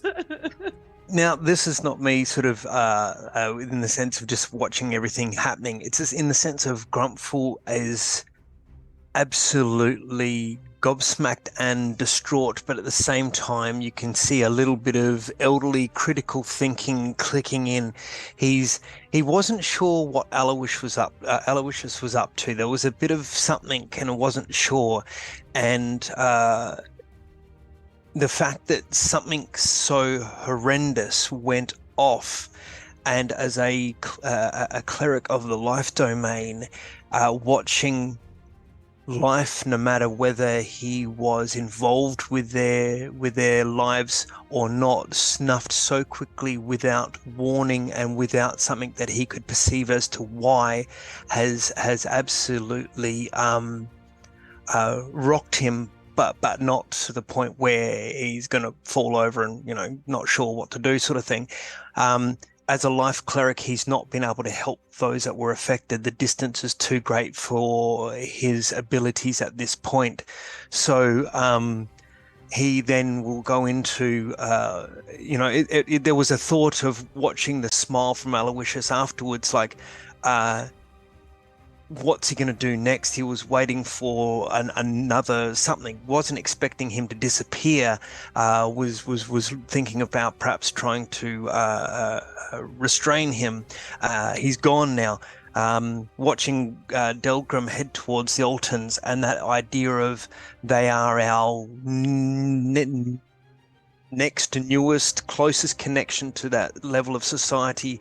And then, having watched everyone disappear out the back and think that's a bit strange they're not hanging around for the end of the show, it really has sort of thrown him as to which way to go with it. I dare say he, knowing Delgrim will have the physical ability to help the Altons, will follow the halflings, because if this is what Aloysius has said as a surprise, and knowing that we also had something down in the boonies to collect, now thinking, is this secondary surprise, and will follow the halflings to prevent them from opening a bag or something like that. So he will hightail after the halflings. Excellent. And with that, you guys, those of you exiting stage right, Pursued by no bears. and those of you wading out into the audience, you can now hear Lord Malagarth like bellowing at the top of his lungs for his guards to capture or kill all members of the Mystic Delirium. And that's where we're going to go to break. And when we come back, we're going to work out what on the hell's going to happen with the party going in different directions. As always, thank you very much to everyone who's lurking and hanging out with us, especially on a random weird night. It's always appreciated. We're going to skip off the break, and we're back in 5 or 10 minutes. Woo! Pew! Let's punch.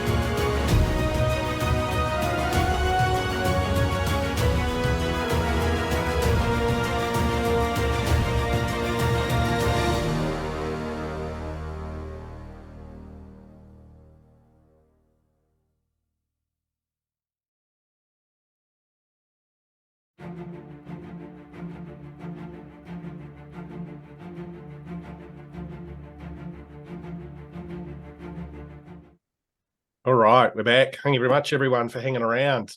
We were just having a little discussion around the events that have just unfolded. We're at the conclusion of the performance. Aloysius essentially fireballed the Beckforths, which has resulted in mass pandemonium and chaos within the theatre. The Beckforths now deceased. There is fighting out in the foyer, and our party is split in two different directions. Woo! Hands up who thought Aloysius' surprise was going to be good. Hands up who didn't know about Aloysius' surprise. Hands up who always thought that it was definitely going to be some form of assassination or terrorism. Hey! Player, yes. The character, nope. Yeah, look, I mean, we just got to see what happens now, don't we? So, with that in mind, Yeah, there's a mic drop, then there's a mic drop. let's go to Delgrim and Tiernan wading through the crowd. So, Tiernan, if you're following after Delgrim, I also need you to make an athletics check, please, as you try and push your way through the crowd. Woo, 15. 15. So you're also able to basically Are you approaching it in a similar fashion to Delgrim? Like you do not care what you are doing, you're just I'm getting through and following Delgrim, or are you trying to be more conscious? Tiernan, excuse me, sorry. Excuse Yeah, me, I'm sorry. Pardon No, me, I'm so sorry. Under normal circumstances, yes, but it's kind of pandemonium, so he's sort of not caring at this point Okay. either. You're probably not making as much headway as Delgrim was, because Delgrim, I think, is being like he does not care. But you're still managing to get through the throngs of people. So Delgrim, you emerge sort of before where the Altons are, and there's almost a small sort of space around them, and as you emerge, you see Terrace, the daughter, standing there with a very wicked-looking dagger in her hand, which is covered in blood at this stage. And as she sees you, she very deftly flips it so it's blade down, and goes as if to attack you. Wait. I'm not here to cause any pain. You may remember me. I am one of Greenfield representative. She make a persuasion check because of the chaos that's going on here.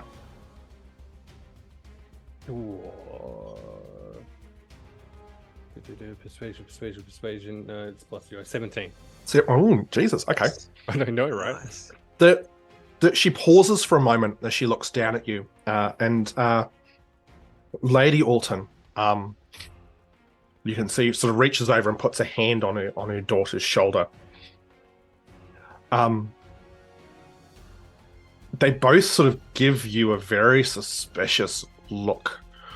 And Terrace, over the noise and stuff, says, what part have you got to play in all of this?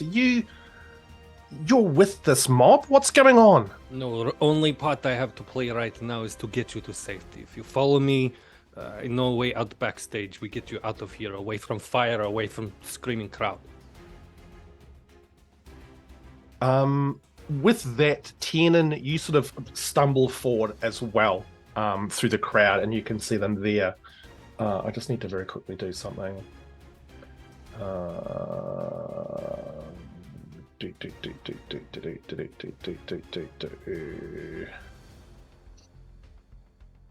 Okay. And you can now sort of see this. You're having to speak in fairly raised voices just due to the sheer volume in here.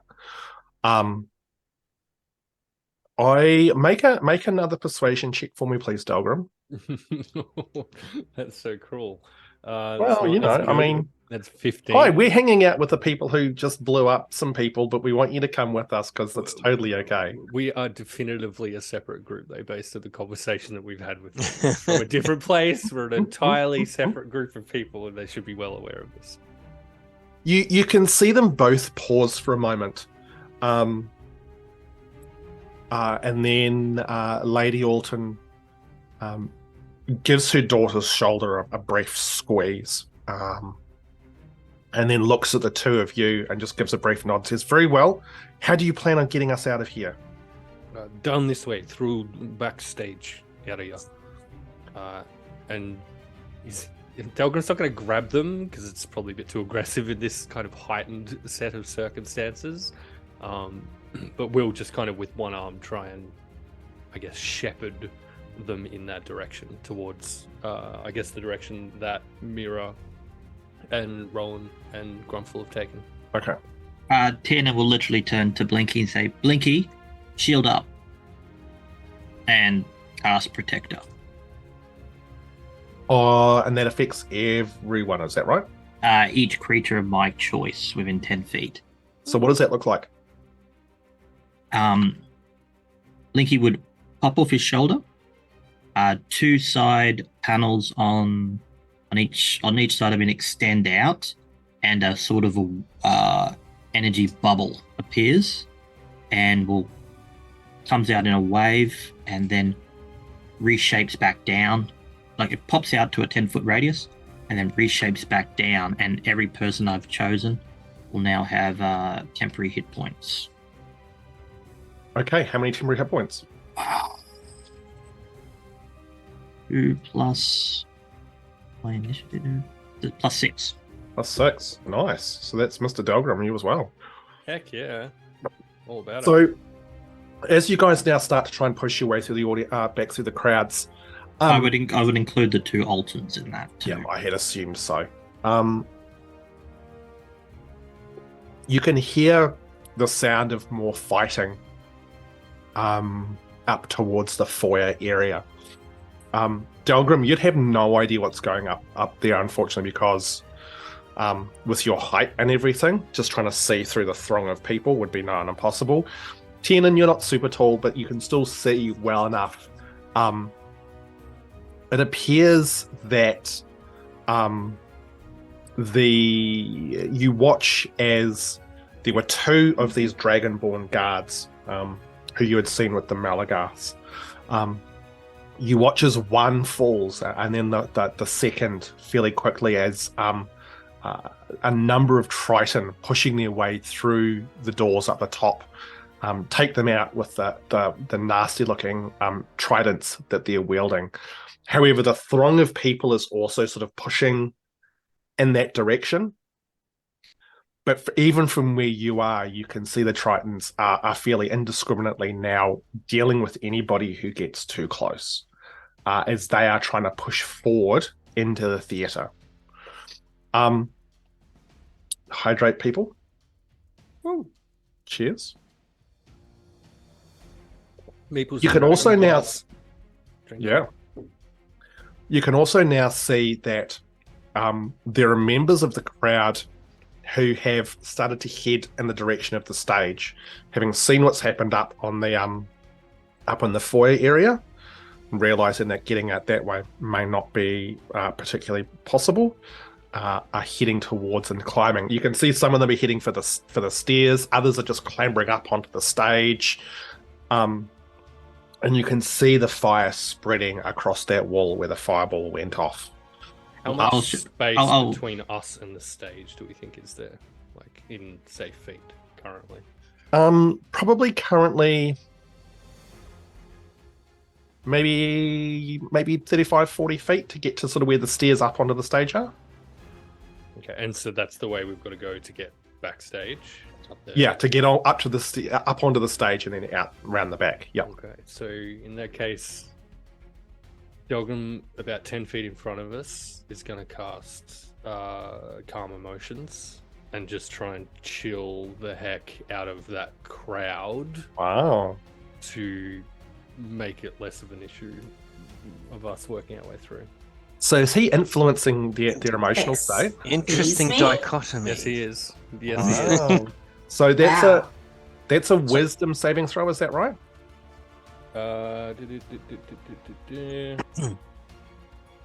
Charisma saving throw.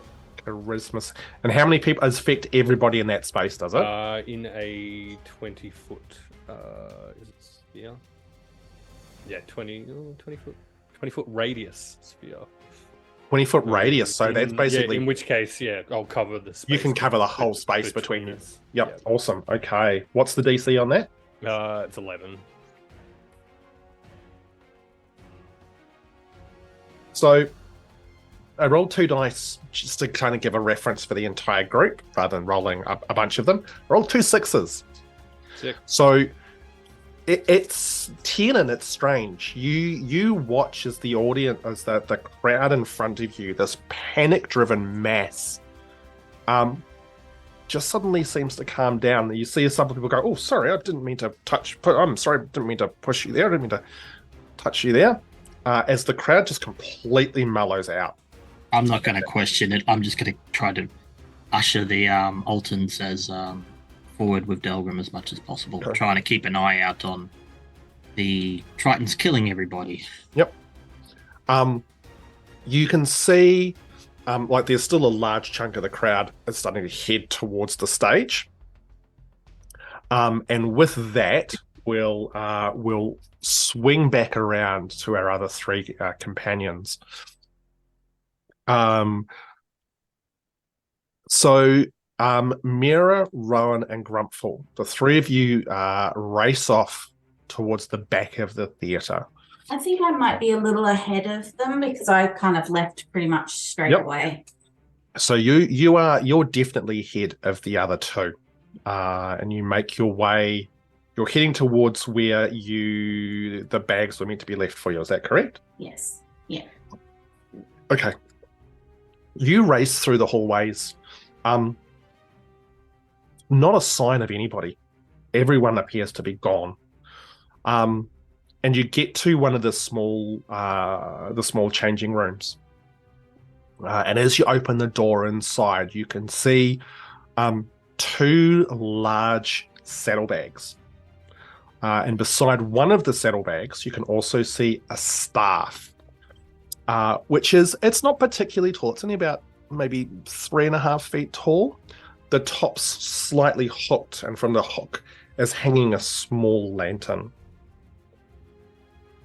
Have I caught up to the halflings or no? You would have caught up to Rowan, but you and Rowan wouldn't have caught up to Miera just yet. No. Okay.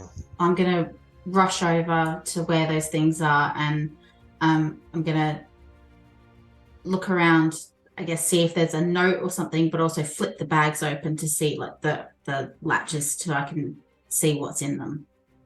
See if there's like a note or something there as well. Make a perception check for me, please.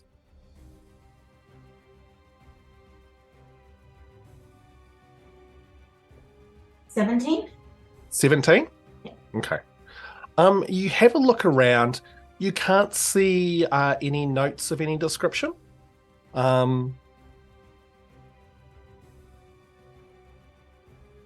So, sorry, I'm just quickly checking something. Where did I put that? There's no notes, but as you flick open the two bags, one you can see is absolutely bursting at the seams with gold coins. The other one has got a collection of things inside it. Those things being whereabouts is my note?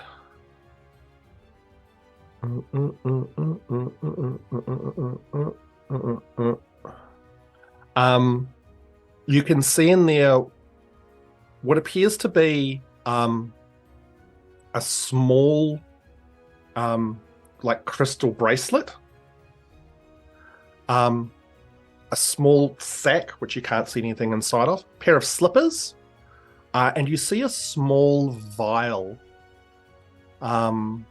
which appears to be kind of clear, and there's a small note tied to that. I'm going to grab it and look at the note. On the note, you can see in very elegant writing the following words: "For Miera, a gift from the Dawn Dreamers." Okay, I'm going to put that in my pocket. Okay. And I'm going to grab the staff that's there and just kind of have a look at it to see if there's anything like up with it. I guess like if it's a lantern, so like is there any way of like I don't know. I'm just gonna look at it and see if there's anything special about the actual lantern part. Make an investigation check for me. Just want to see like if there's anything etched on the glass or anything like that. 19? 19. I mean, you have a look at it. There's nothing jumps out. It looks like just quite a nice, fairly well-made little lantern. Yeah.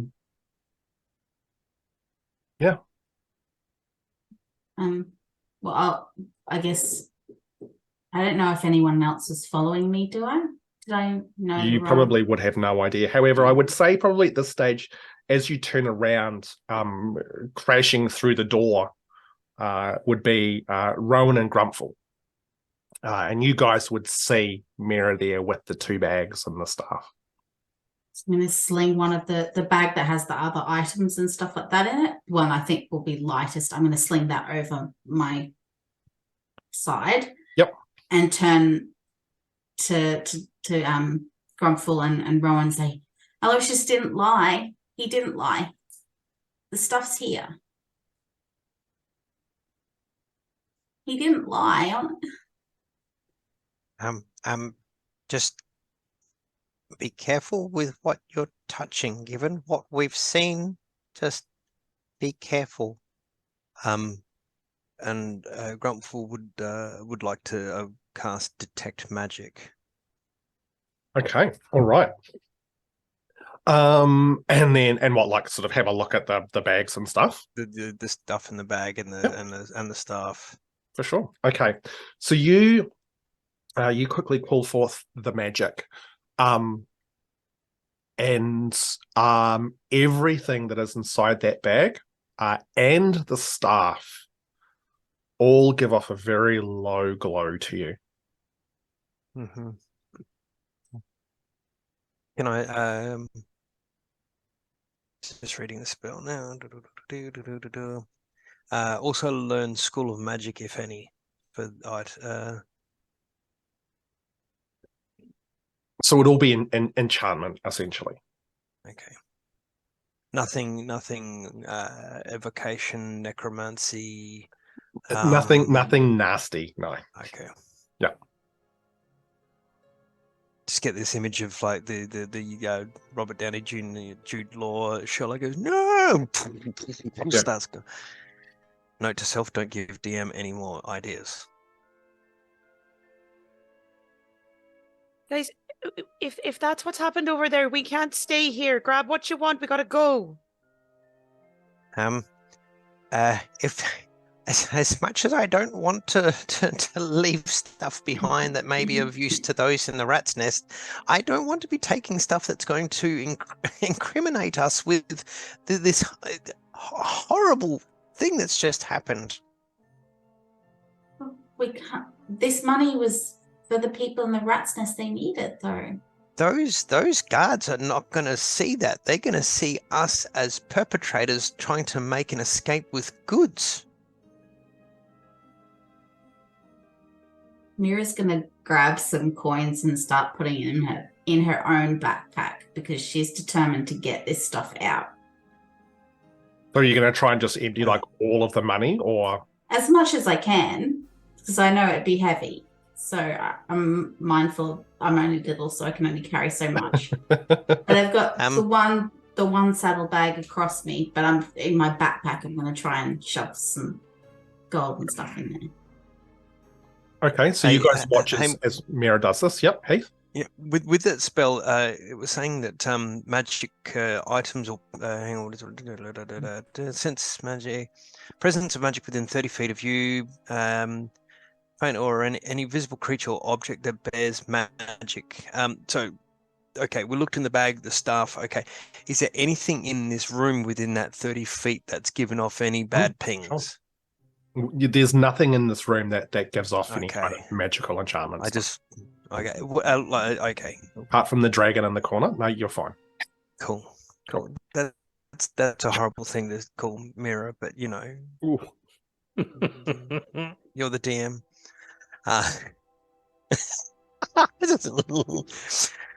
Grump away from Miera very, very slowly. Maintains eye contact.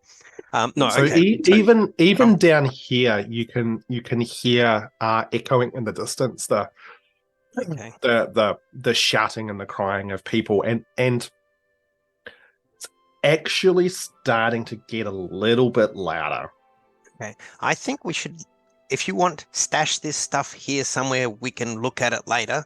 Delgrim and Tiernan, I think, have gone to get the Altons, which I think is a very clever move, and I think we need to meet up with them because I'm sure I heard a guard say something about killing people, and they're going to think that we're part of this when quite clearly we are not. I don't want to go through this all again.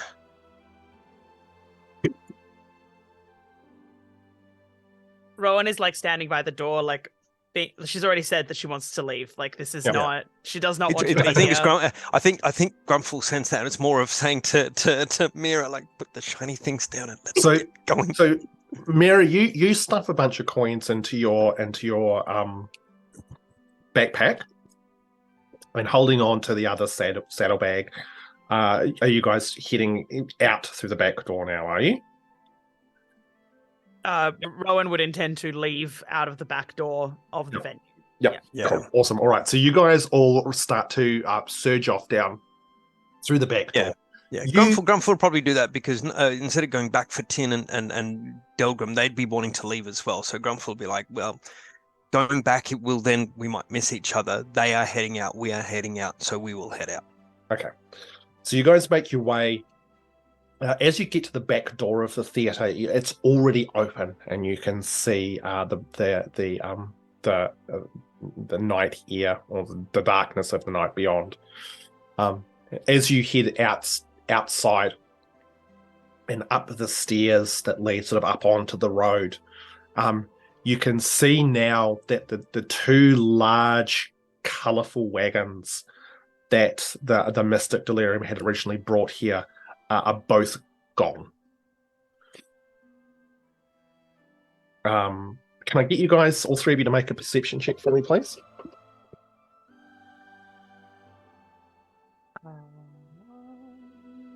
Perception. Yes, please. 19. 19. 15. 15. 4. Or 4. Mira That's Mira can't hear much over the jingling of the coins in her pack. one. Yeah. Wow. I just got this image of the Cost of cowboy with a guilt. Spurs at jangle, and Miera's like, Fails every stealth check until she gets rid of all of the Yeah. She's functionally plate armor. carrying her conscience around with her. But anyway, oh, so Doesn't affect me. It's fine. Have my Rowan, reasons. it's you. You can hear off in the distance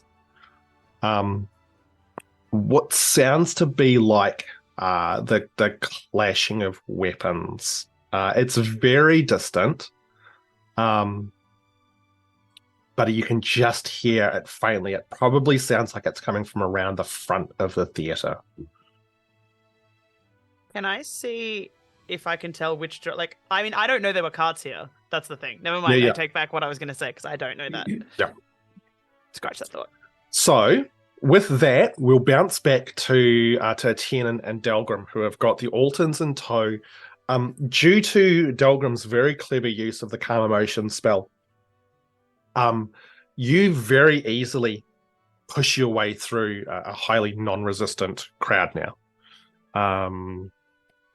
Find yourselves up on the stage, and as you glance back to where the fireball had gone off, you can see now part of the box actually tears away from the wall and crashes into the chairs below.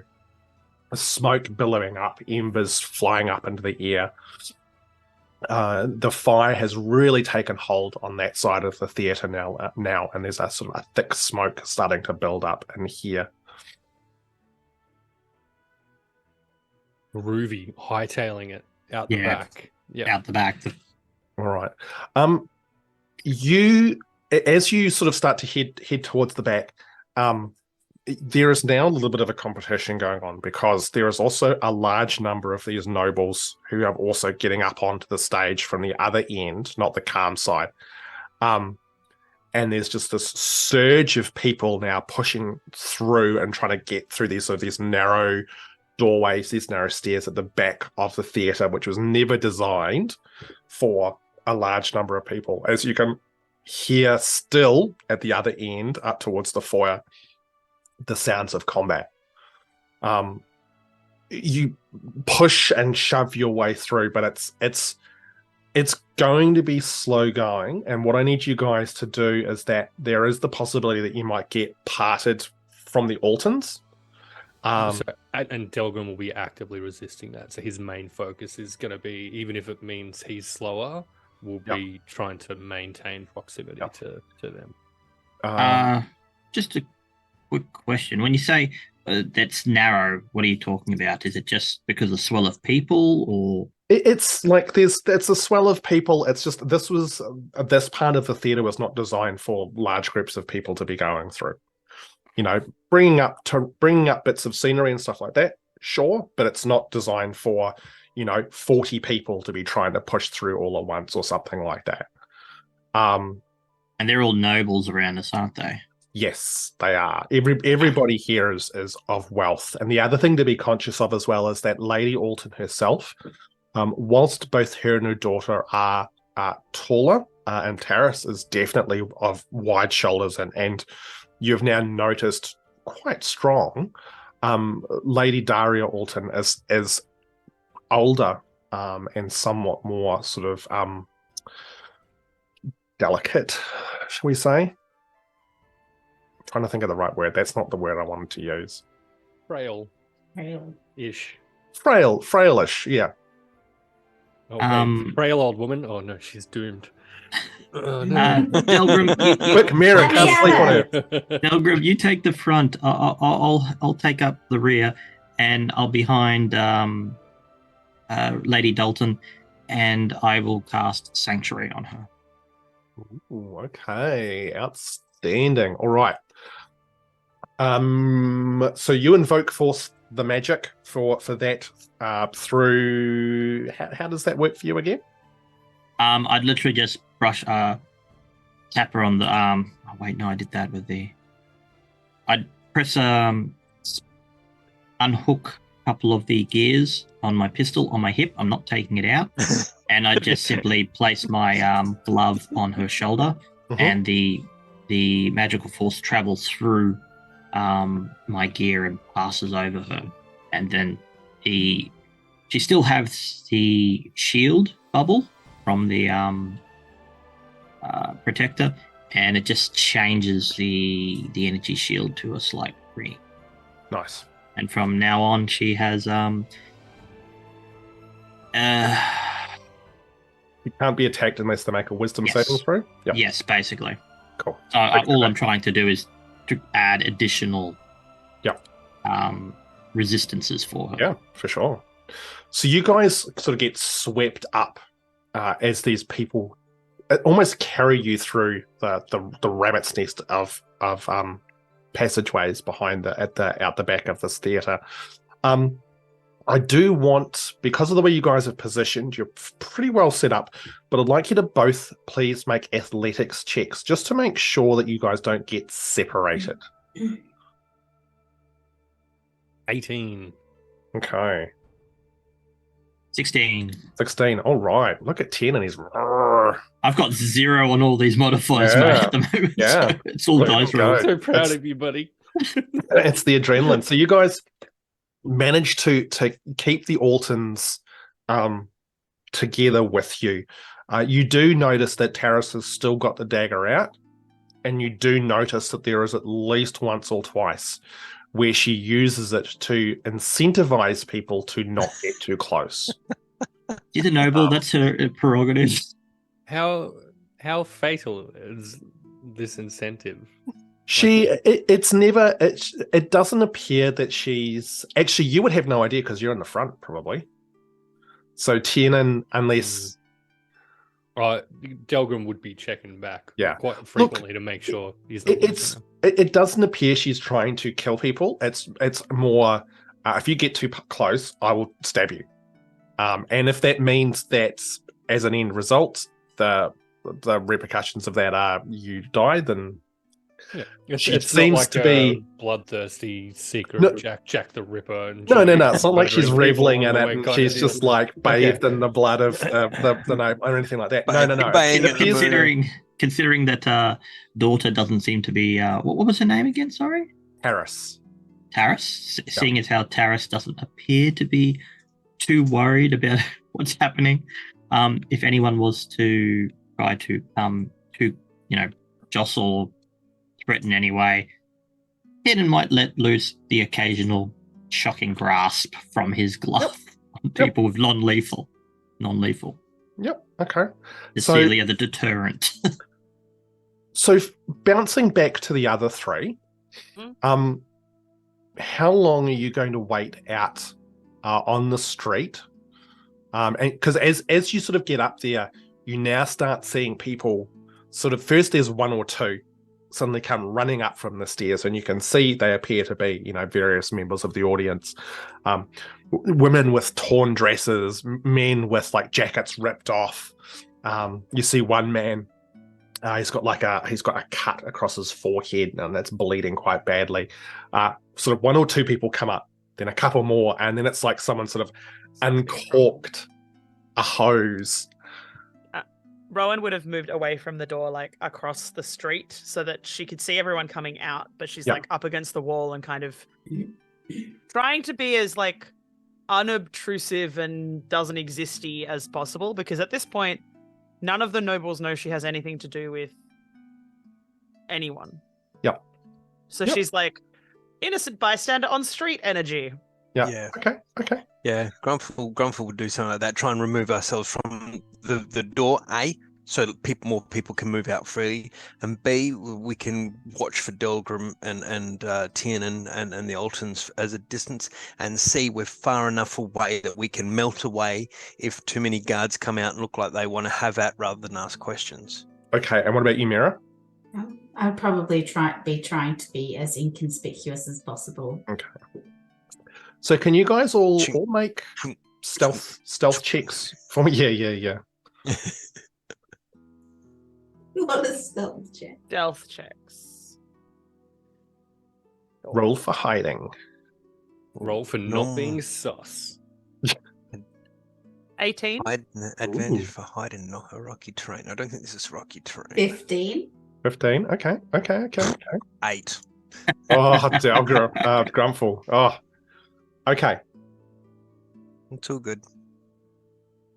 So the three of you sort of scurry across the street, and try and find places to hide, or at least be inconspicuous. And like across the street, there are there's a large mansion with a tall wall, and there's sort of some nice bushes and stuff out the front that you guys can sort of like secret yourselves away into, or at least think that you've secreted yourselves away into.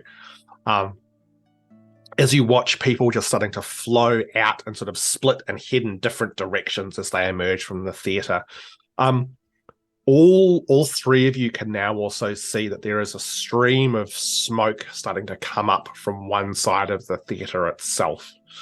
And you can hear the distant sort of groaning of wood as the fire continues to sort of take grasp of this place.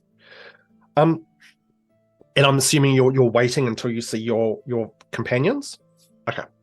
It's probably another 3 or 4 minutes before they finally emerge. And you can see first Delgrim, and then followed by the Altons, and then Tiernan. As they appear, though, you can see off to one side a collection of approximately 10 gnomes coming around the corner, all armed to the teeth. And you recognize that these are members of the Earthbreaker Brigade, which is essentially the law in this town. And you can see them at a fairly sort of steady jog, coming back, sort of pushing, and like the crowd sort of splits around them, getting out of their way. They seem to be indifferent, but you can see that they're actively looking around and checking the crowd for familiar faces.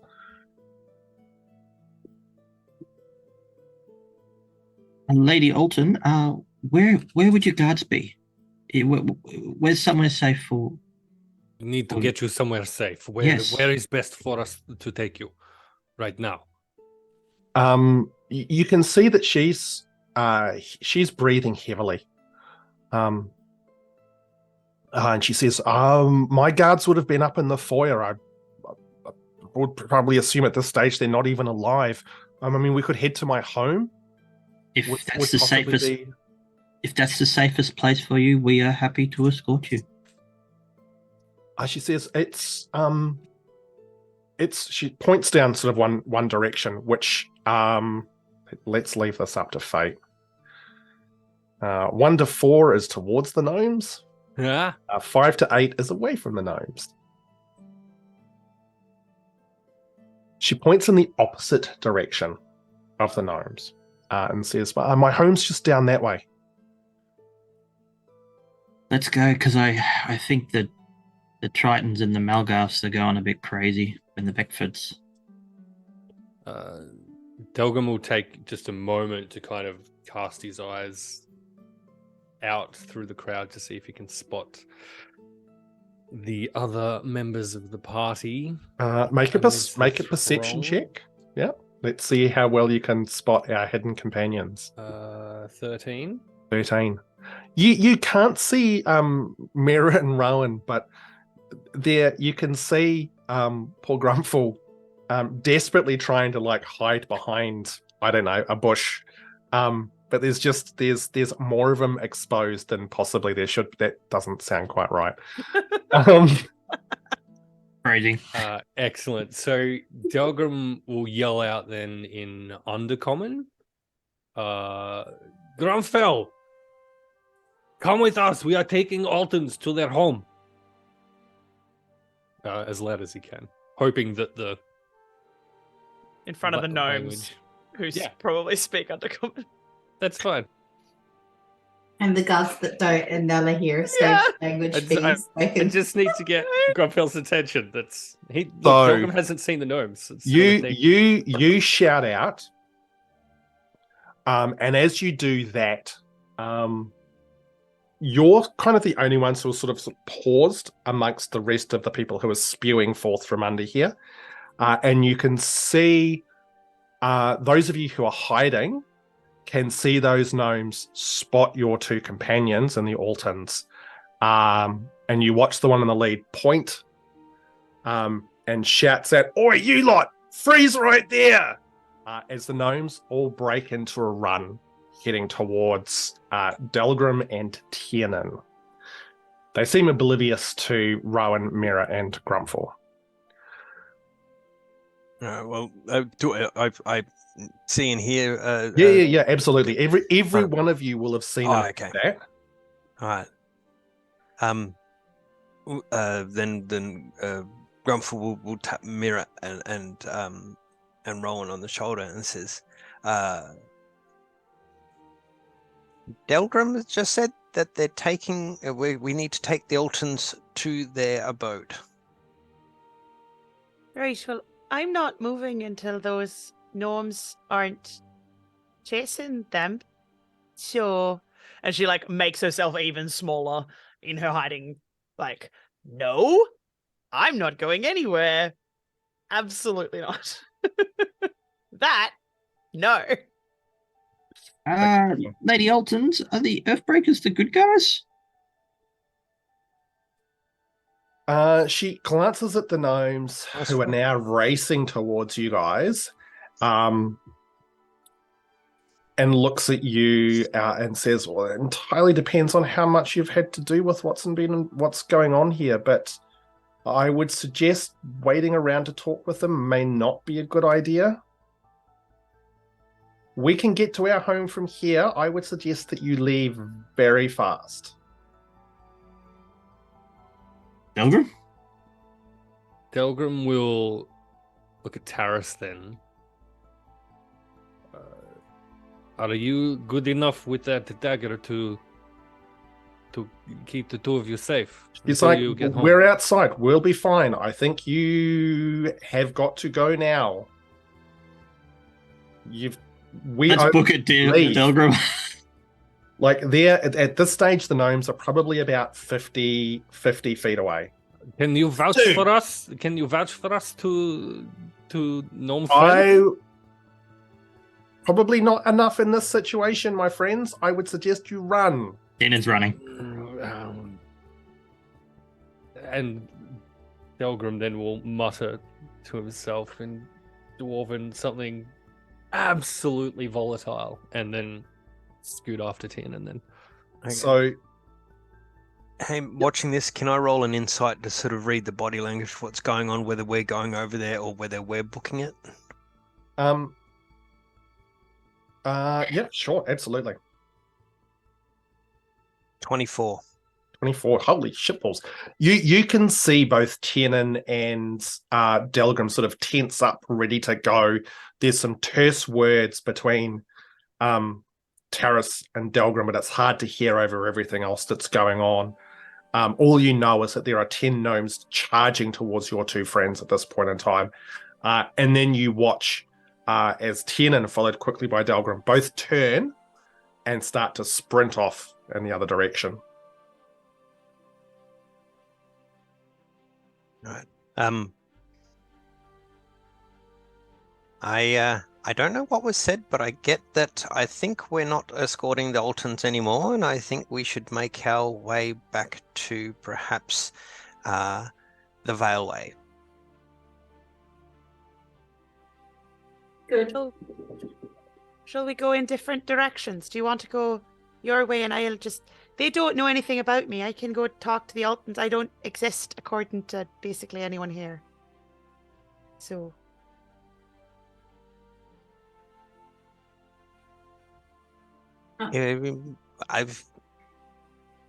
I am confident in your abilities, and if you want to render assistance to the Altons, then they have not. You came back to us after that. We talked to them. They may not take you at your word. They may think that you're part of this happenstance. But if I won't hinder you if you want to do that, but I think perhaps we should all... She's gonna flap very slightly because she's wearing Miera's cloak. That sort of like, I'm good. I've got the thing. Yeah. like she's happy to be dissuaded, but yeah. I mean, unless you particularly think it's a good idea for us to go chasing after the two who are running away from no, the I was guard. saying they can look after themselves. The gnomes have Yeah. noticed them, but I don't think the gnomes have noticed us. The more we stand here discussing, the more we're likely to get noticed. she's like so... fully tiny, and you're talking to a bush right now. Yeah. Bit of roll. Outside, you look bonkers. Yeah, Grumpfel cares for foliage and Yes. likes to talk to it while he's watering. There you go. But I think Miera, what do you want to do? I'm not helping any of the nobles. The nobles are the bad guys here. That's what Aloysius told us. Remember he was saying about, the nobles are the problem here. That's why there's so many poor people in the rat's nest. So I'm not I was not helping- there for this conversation. This is great. And I'm Miera's not being helping. radicalized. I'm not helping the nobles. I think we should go back to the Dulcimer's Tale. The Dulcimer's Tale or the Veilway? You're saying different places. Dulcimer's She's like- Tale. Hey. It's closer. I think considering the troop was stationed there, I would not want to go there. I think we go to the. My vote is to return to the Veilway. At this stage, the gnomes they had not seen you guys, even you, Grumpfel. And their little legs are pounding down the road, chasing the other two. How fast is Delgrim? Out of curiosity. Oh, about a 30-foot walking speed. So you're comparative to myself? I don't know. Yeah, How look, fast you is guys- Tiernan? 30 foot. Yeah. Yeah. Them little legs go fast. Do you look heavy? No. The Even's going to do some dwarf tossing. Delgrim, Wow. Delgrim and Dwergo in general aren't kind of super stout, I guess. Just got this image of Tiernan picking up Delgrim, putting him on his shoulders, and charging like a parent with a kid through a carnival crowd. Tiernan is going to try to pick Delgrim up. I've got an idea. Why you pick everyone up all the time? Put me down! And I cast expeditious retreat on myself and tried to book it. Okay, I think this is one of those. Let's look at the spell. It gives a bonus action on each of your turns you can use to take the dash action. Interesting.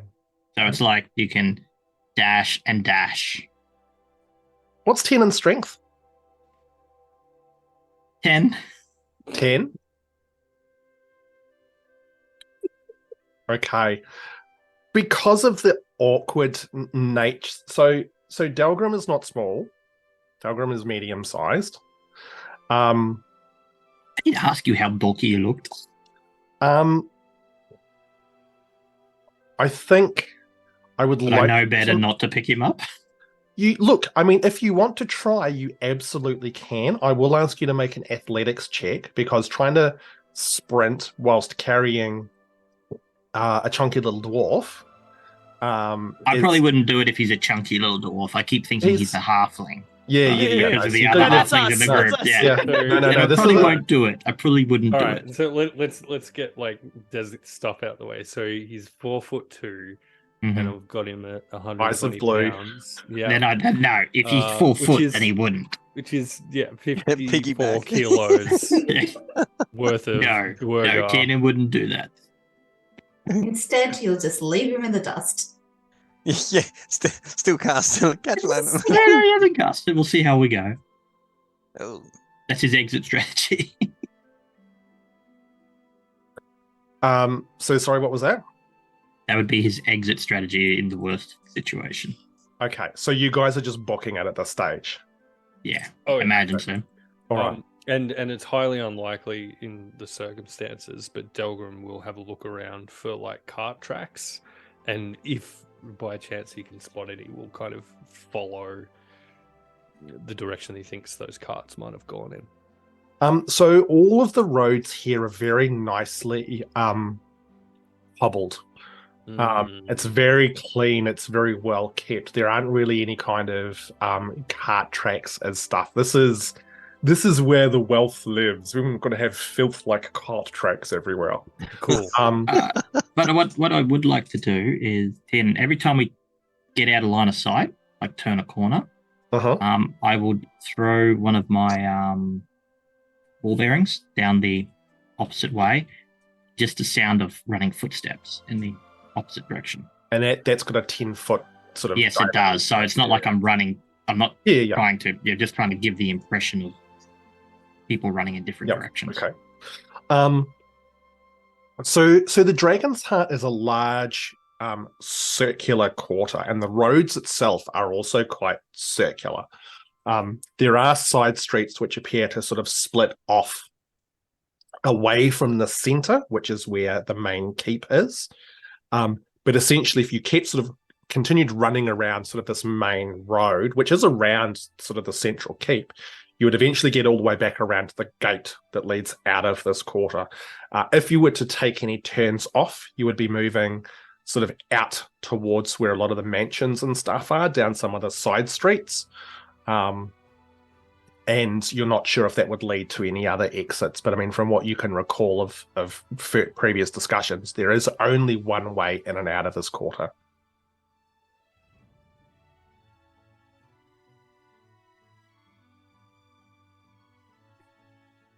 So are we going to go full Benny Hill, where you guys are just going to keep running around and around and around, or? It's gonna get exhausting real quick. Yeah. Unless Delgrim has any ideas, Tiernan would be literally trying to lose them if he could. Yeah, if there's an opportunity to find somewhere to hide, probably upwards. Whilst the gnomes don't have line of sight on us, Delgrim will try and head vertically as much as possible and Okay. find some kind of hiding spot. There are so the first thing you guys would notice is that you are outpacing them.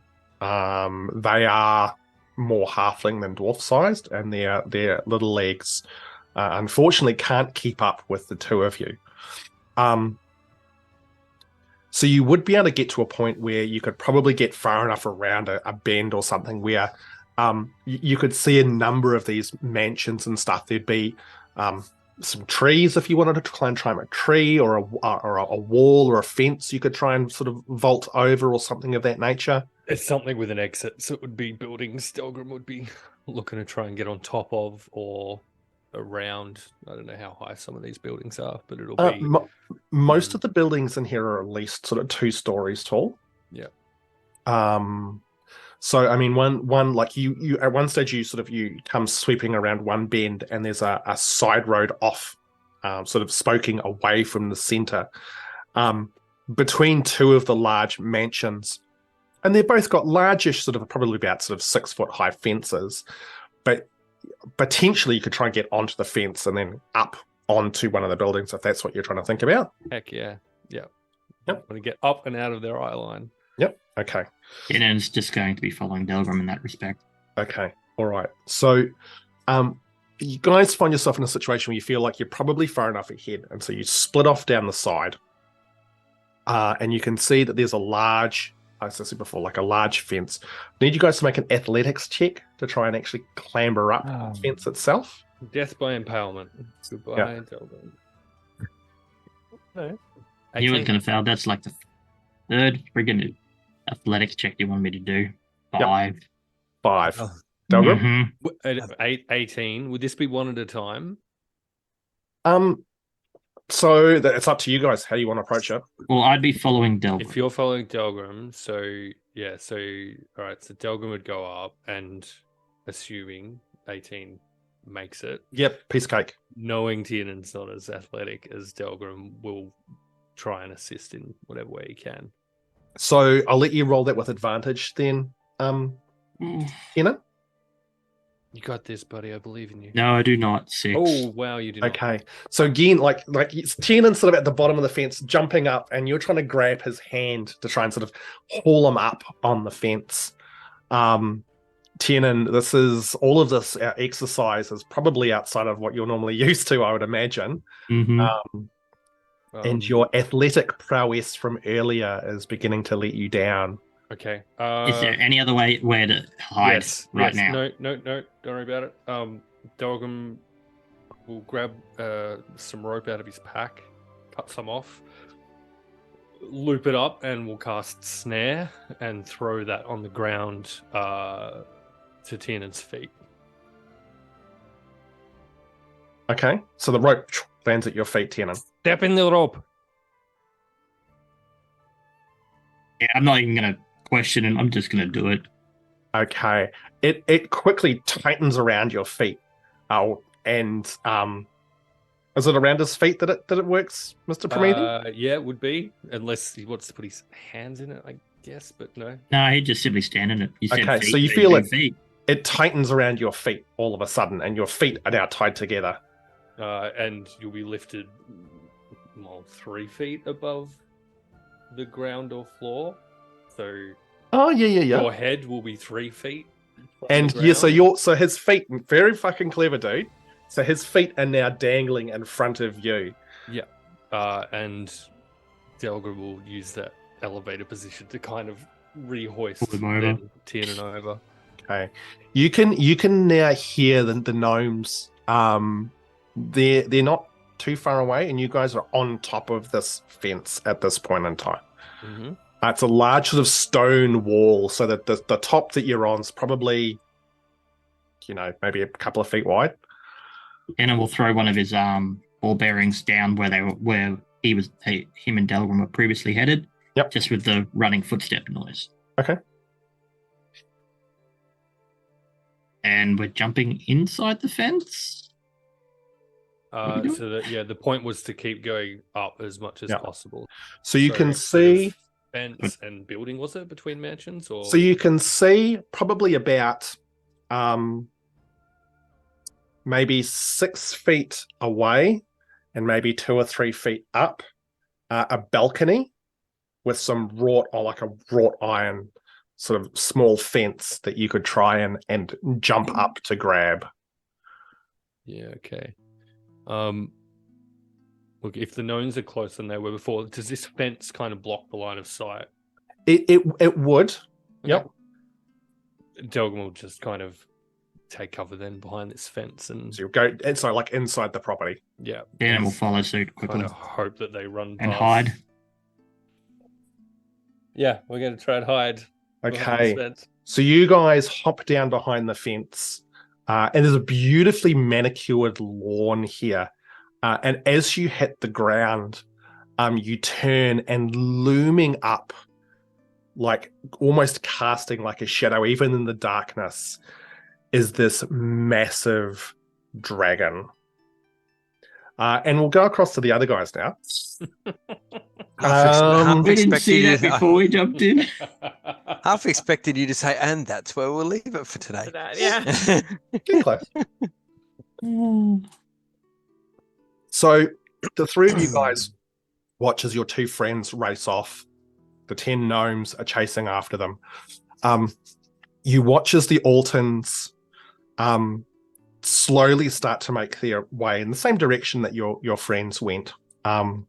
Terrace offering an arm to her mother and helping the older woman along. This stream of people coming out of the theatre. What's your plan from here?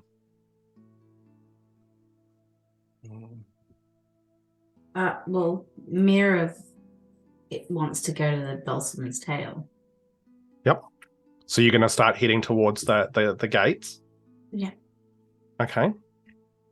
Rowan and Grumpfel? Rowan's gonna The wait to see what gates. Grumpfel does. So that's the thing. She's in a bush. She can't see her.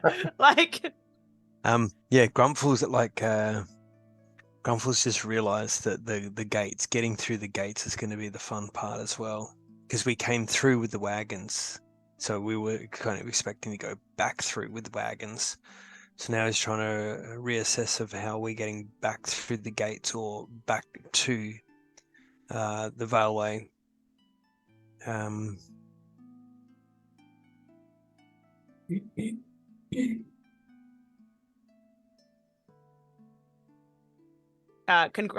can Rowan see the fact that you're like trying to work something out? Is that Yeah. like Why don't we ask them to help us get out? If it's an issue of leaving, then why don't we? They can get out. she's talking about the Altons? She's like Yeah. clearly indicating in their direction. Well, they live in this area, I presume. Why? I mean, they may be able to help us get out of the gate. Yes, correct. But they wouldn't be getting out to go home, would they? I can't remember. Don't know. Don't know. But certainly, I don't even know where I am in the city right now. we're in the noble area quarters. We're through the gate where we met. What's her name? Valenta? Yes. Like I get that Miera probably wants to go to the Dulcimer's Tail so she can find Bex. So I understand why we'd go there, but might it not be easier to see if maybe we could get an errand from them? Yes. So we can get through the gate. Yes, I was on the same track, but I didn't think of that. Get an errands pass. Well, you're going to need to get it because they don't know me, like you Yes. just said before. Yes. No, and that's fine. So I'm going to stay here in the Okay. bush. Why don't you go talk to them? Miera, can you make a stealth roll for me, please? Because I'm assuming you're trying to sneak towards where the gate is. Yeah. Yep. Do we notice that Miera's snuck off? That's what you're about to find out. 7. 7. Yeah, you guys totally like you guys like hear the rustling of leaves and bushes, and you can Coins. see Miera starting to kind of make her way along the edge of some of this fence line towards the gate that leads out of the Dragon's Heart. That's right, the Dragon's Heart. Miera, Rowan has just had a very insightful thought. We should approach the Altons for a pass to leave the Dragon's Heart. And once we're through the gate, we can then decide where we're off to. I don't want to ask them for help. It's not about help. It's to make I sure that you can get back to Bex without any problems. They are probably the one lot of nobility at the moment, given what I've just seen, what we just saw with Delgrim and Tiernan, that would grant us this leave. We came in with Aloysius. Now we're not with Aloysius. Let's forget what has just happened, but we cannot leave the quarter the way we intended to. I guess if you think that will work, I think we really need to. Other than trying to fight our way, bluff our way, talk our way through the gate, or find a way over the wall, this may be perhaps the option with most potential of success.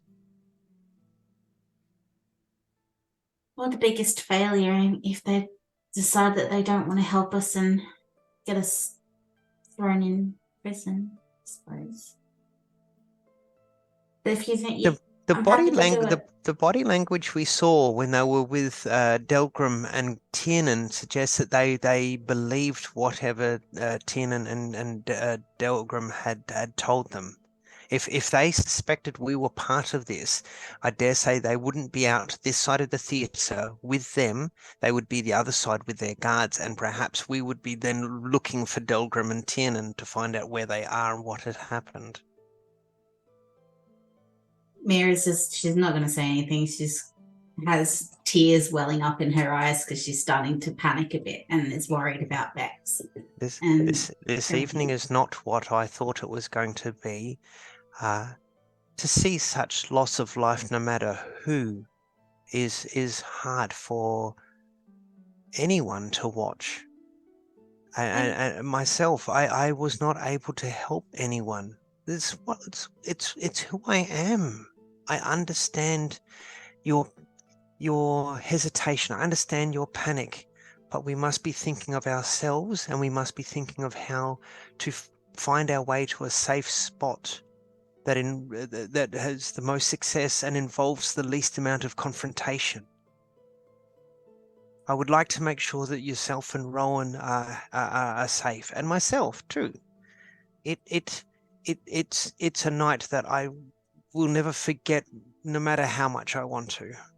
And I would not forgive myself if anything happened to any of my companions. Grumpfel, why don't you go and ask the Altons because that way, Miera, it's just two people going out the gate. It's just the two of you, and there's a way for you to get me out. Don't worry too much about it. It's fine. She says that with confidence that you can't understand, because you will not have that piece of information. So, no matter how much insight you try and go for, you're not going to understand what that means. Ham should, if he thinks for 2 seconds. Grumpfel will just think that you'll do this disappearing thing again, and then you'll appear with us somewhere else. So he's cool with that idea. Right. Should I go over myself, Miera, or would you like to come with? You made an impression with them, especially with your cookies. You need not say anything. I can speak. I'll come, but I'm not giving them any more cookies. And Okay. no one is telling you have to. Okay. I will follow. Okay. So, with Delgrim and Tiernan off in some strange part of the Dragon's Heart, now in the private grounds of someone's mansion with something looming over the top of them, and our other three companions about to try and barter a way out of the Dragon's Heart with the Altons, let's call it there for the night. Beautiful. And we'll You see didn't how- look on the other side of the fence. That's the risk of jumping the fence. Jumping the shark. Jumping the fence. Jumping the dragon. Wait, what? Hey, all I'm hearing is Delgrim has a new ride. So, like,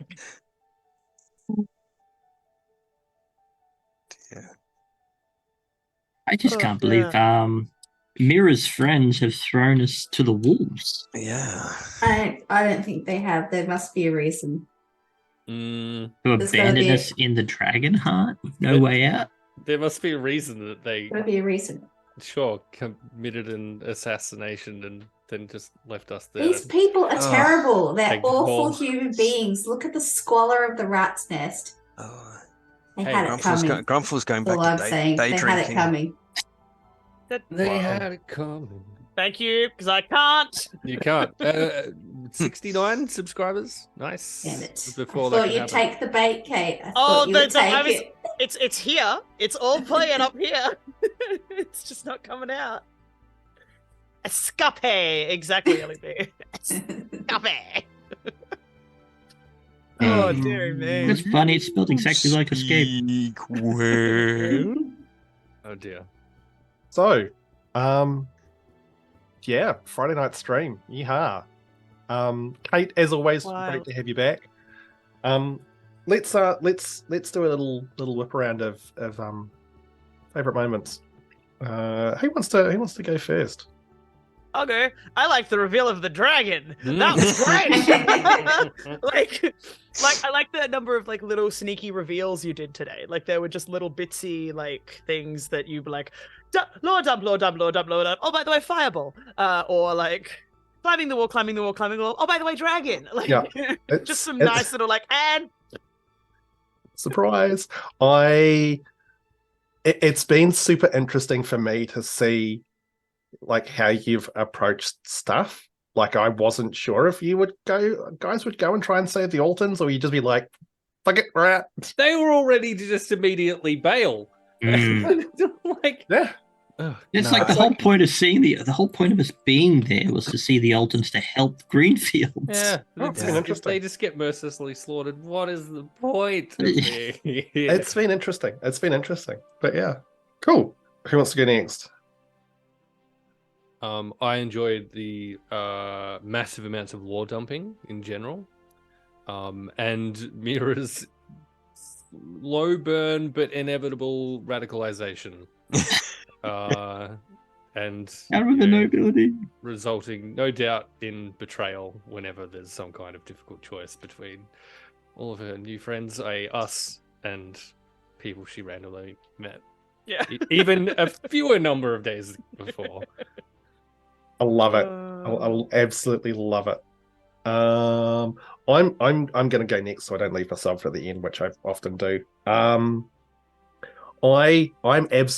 totally digging Cass, Miera sticking with her firm belief in Aloysius and what's going on, and the impact that's having on the entire group. It's super interesting to me to watch this unfold, and you guys just, as always, scatter in fucking 15 different directions when shit starts to get ugly. It's amazing. Yeah, it's cool.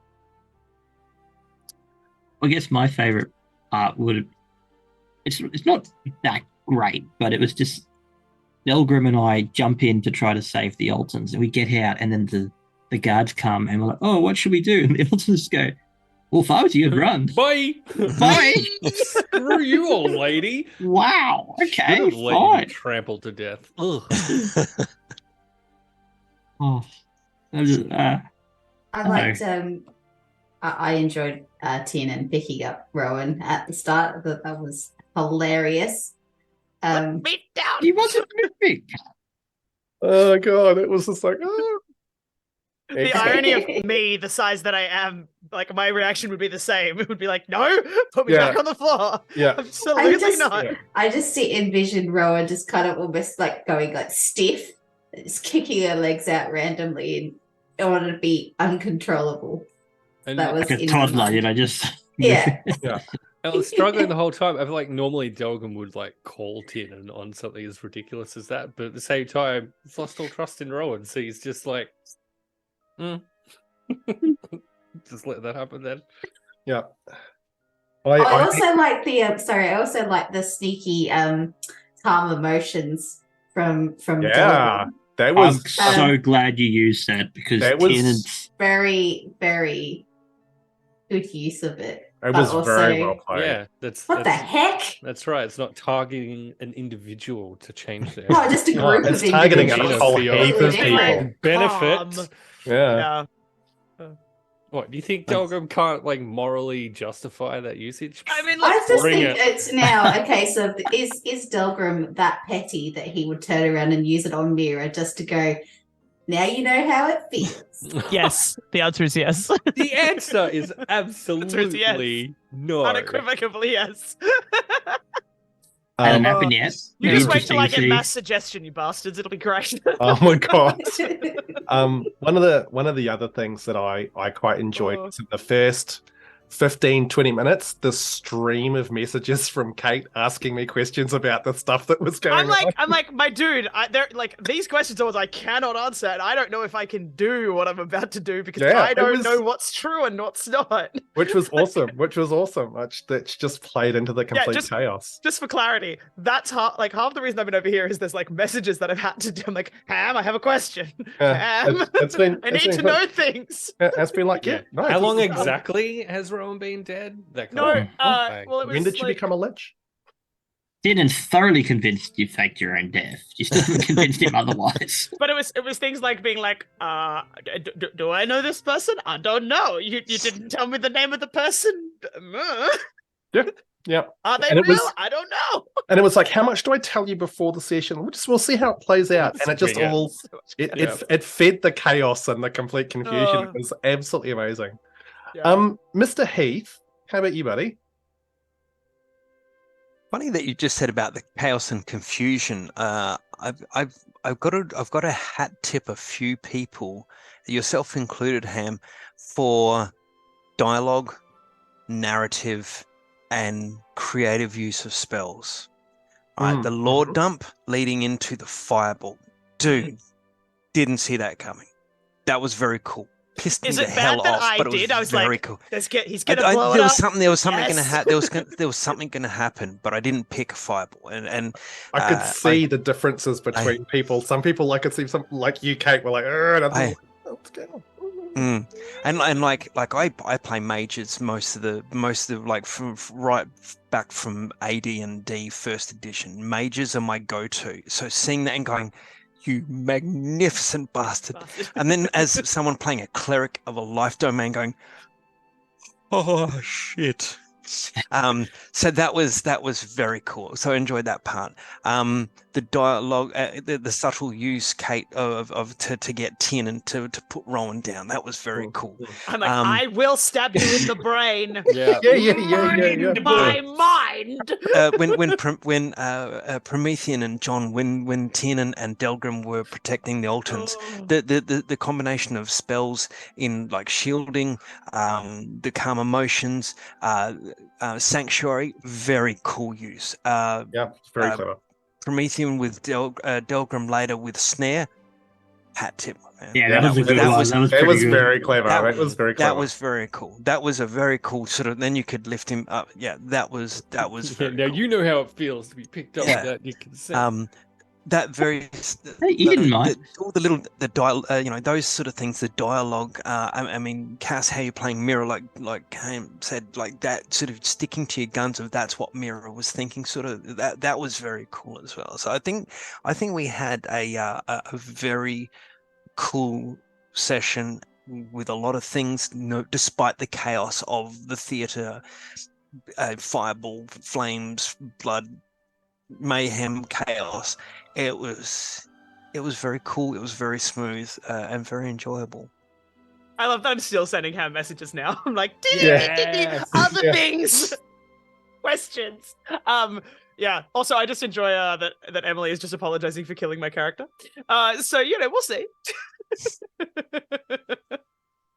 We'll see. Yeah, it's like I find it quite intriguing because this was just like a 3-hour session, but there was like a lot happened. There was a lot packed into You it. blew up a theater. I'm Yeah, well, mad at you. Just yeah, for no, look, clarity. I mean- How Theater, dare you? there was an Those entire curtains are 3-act show. expensive. Like all that beautiful architecture. How dare you? Ham? But the way I look at it, though, is like we have absolutely no way to defend ourselves, really. It's like, well, you've been seen at the Dulcimer's tail, you stayed with them overnight. We're like, They've bought you drinks like every night since you arrived in town. You guys turned up at the theater with them. I do like the fact that Except for Rowan. Yeah. I What do the hell, like Miera? yeah, What are you call them people your friends? They Rowan's got are. the best get out of jail free card right now, which is I wasn't even there. It wasn't me. To be fair, the Dulcimer's Tale's not in the nobles area. The nobles don't come out because they're too rich and fancy. So they won't have seen us like elsewhere other than when we rocked up. And we It's only the came. might have. No, The it's guards can ask fine. questions. It's fun. Do you know these people? Trust Oh, yeah, they me. were with the mysterious. Trust me.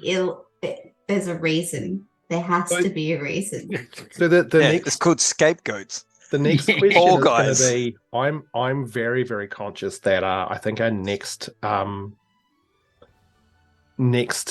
scheduled episode, I think Mr. Promethean, you're not. I'm available. unavailable for a Saturday night that we would otherwise be streaming. Yeah. No, Hey, Delgrim look, gets eaten if by we the get- dragon. Delgrim- Got If it. we get Eaten. 69 more subs between now and then, like we could just do a one shot where Kate has to play a bard and therefore has to sing on stream. But we would need 69 more subs between now and then, and that's Yeah. a completely different issue. It is. It is. It is. Yeah, because I kind of feel like playing another session, considering where you guys are at, and not having you there, Mr. Promethean. It would feel pretty bad if something were to. Oh, a dragon. Delgrim faints. So if say someone Easy. was to, I don't know, kill your Oh. character, that might be really crappy. I don't know. All this time wanting some new monster to fight, and he faints Yeah. at the sight of the dragon. Fates gets captured right That, next. that would be hilarious if it's just a stone, No, break out. like a stone I- statue of the dragon. That wouldn't even hurt him. There is maybe 70% of me that believes it's just a statue. Yeah. But the fact that Delgrim would stare down death, and it's just a garden ornament that gives him a heart freeze in the face. Just something is peripheral. Oh my god, I know things now, and I'm not going to say anything, but I know things now. Yes. Okay. Thank you, Ham. I know Alright. things now. Makes Cool. me happy. Yeah. Cool. That's great. That's great. No, nope. I'm Share the screwed. class. Share the Whoa. class. Oh. So it's Nope. one of the other small things that I quite liked was like the whole great contravention is sort of a pretty significant part of the world history, and so it was nice to sort of show elements of that without, as a way for the people who like watch can get a bit of an understanding, as a way to sort of show a bit more of it than a tell in some respects to you guys. I'm glad people rolled well, because it was cool, because I was able to finally use my whole arcanicalism thing. Nice. Which I'm pretty it's one of my it's a word that I like. I Good. saw It's got Mr. good mouthfeel. It does. I saw Arcanicalism. Mr. Promethean give like the Robert Yeah. Redford nod. Yeah, I'm okay with that. But yeah, so look, we'll let those of you who are playing at home know when we're going to come back. If it's an extended time, we're looking at a one shot or a world building or something Ooh, like that, probably. possibly. Probably. See how it we'll- turns out. Yeah, we'll figure something out. Whether it's that, like, I mean, maybe It's Ham and Kate finally talk about Riverview. yeah. Fine, it's fine. But yeah, we'll figure something out. But look, thank you very, very much to everybody who came and hang out, especially because it was kind of a short notice-y. We're going to do this on a weird night. We super appreciate and adore everybody who comes and hangs out with us. You guys are awesome as always. We'll let you know when the next one of these is going to happen. It could be in a month. Have to wait So that long. far away. Wow, 4 That'd weeks. be before. that'd be the new financial year by that point. Oh What god, are we? The that's Sword of Skulls? yeah. Right. So the next episode is going to be Radiant Shadows episode 17, tax returns. Tax Yeah. That's the Really BBEG. talking that We to love Oh that. my god, it's an ancient accountant. So look, Show we're me your gonna logbooks. Bass attack. yeah. Yeah. Um, Basilisk. yeah. Oh, God. Okay, we're going to raid out now. We're going to go and Gonna hang out raid. with Dragon Kier, because Dragon's hanging out with NVCDM and painting some minis for Fabulous Yeah. Marines. So we're gonna go over there and hang out. They're a lovely bean. They've got lots of fun chat people. Just be nice in the chat. That's all we ask. They have like They are lovely. one of the most wholesome chat situations I've ever encountered on this Yeah. platform. And I'm Red- incredibly lucky as to know both of them in the analog space. So Red is would an amazing recommend. human being, and Nick is both an amazing human being and also just an amazing human being. I don't know. They're Yeah, awesome. they're Biggest great. troll. They're great. Yeah. Also, be nice in the chat. Otherwise, I have a mod sword over there, so don't Yeah. be a dick, because I'll swing it if I have to. Mhm. All right, let's punch out. Saz, actually, before we do that, Saz, as always, thank you so much for sitting in the background doing all the cool tech stuff, which if you weren't here, then this would just be a blank screen. We love and appreciate you. And I'm not even going to say you're doing weird things as I normally do. She's tearing up. Cam. She's just Be being careful. stared at by a creepy dog. It's fine. Oh, See It's fine. Yes. So we'll be back Okay. soon, hopefully. Yeah. Otherwise, hang out on Twitter, because we're usually over there telling people when things are. So Absolutely. All right, we're going to punch All out. 3, 2, 1, go. No. Bye, guys. Take a second. Oh, no. All right, Wait, effects. damn, All the right. timing 10 is not up. seconds. Yeah, so we've, Okay. oh, now we've got the 10 awkward of, oh no, I punched Hang out on. too soon. It's We're okay. gonna do it and then freeze. Ready? 3, 2, 1, punch out.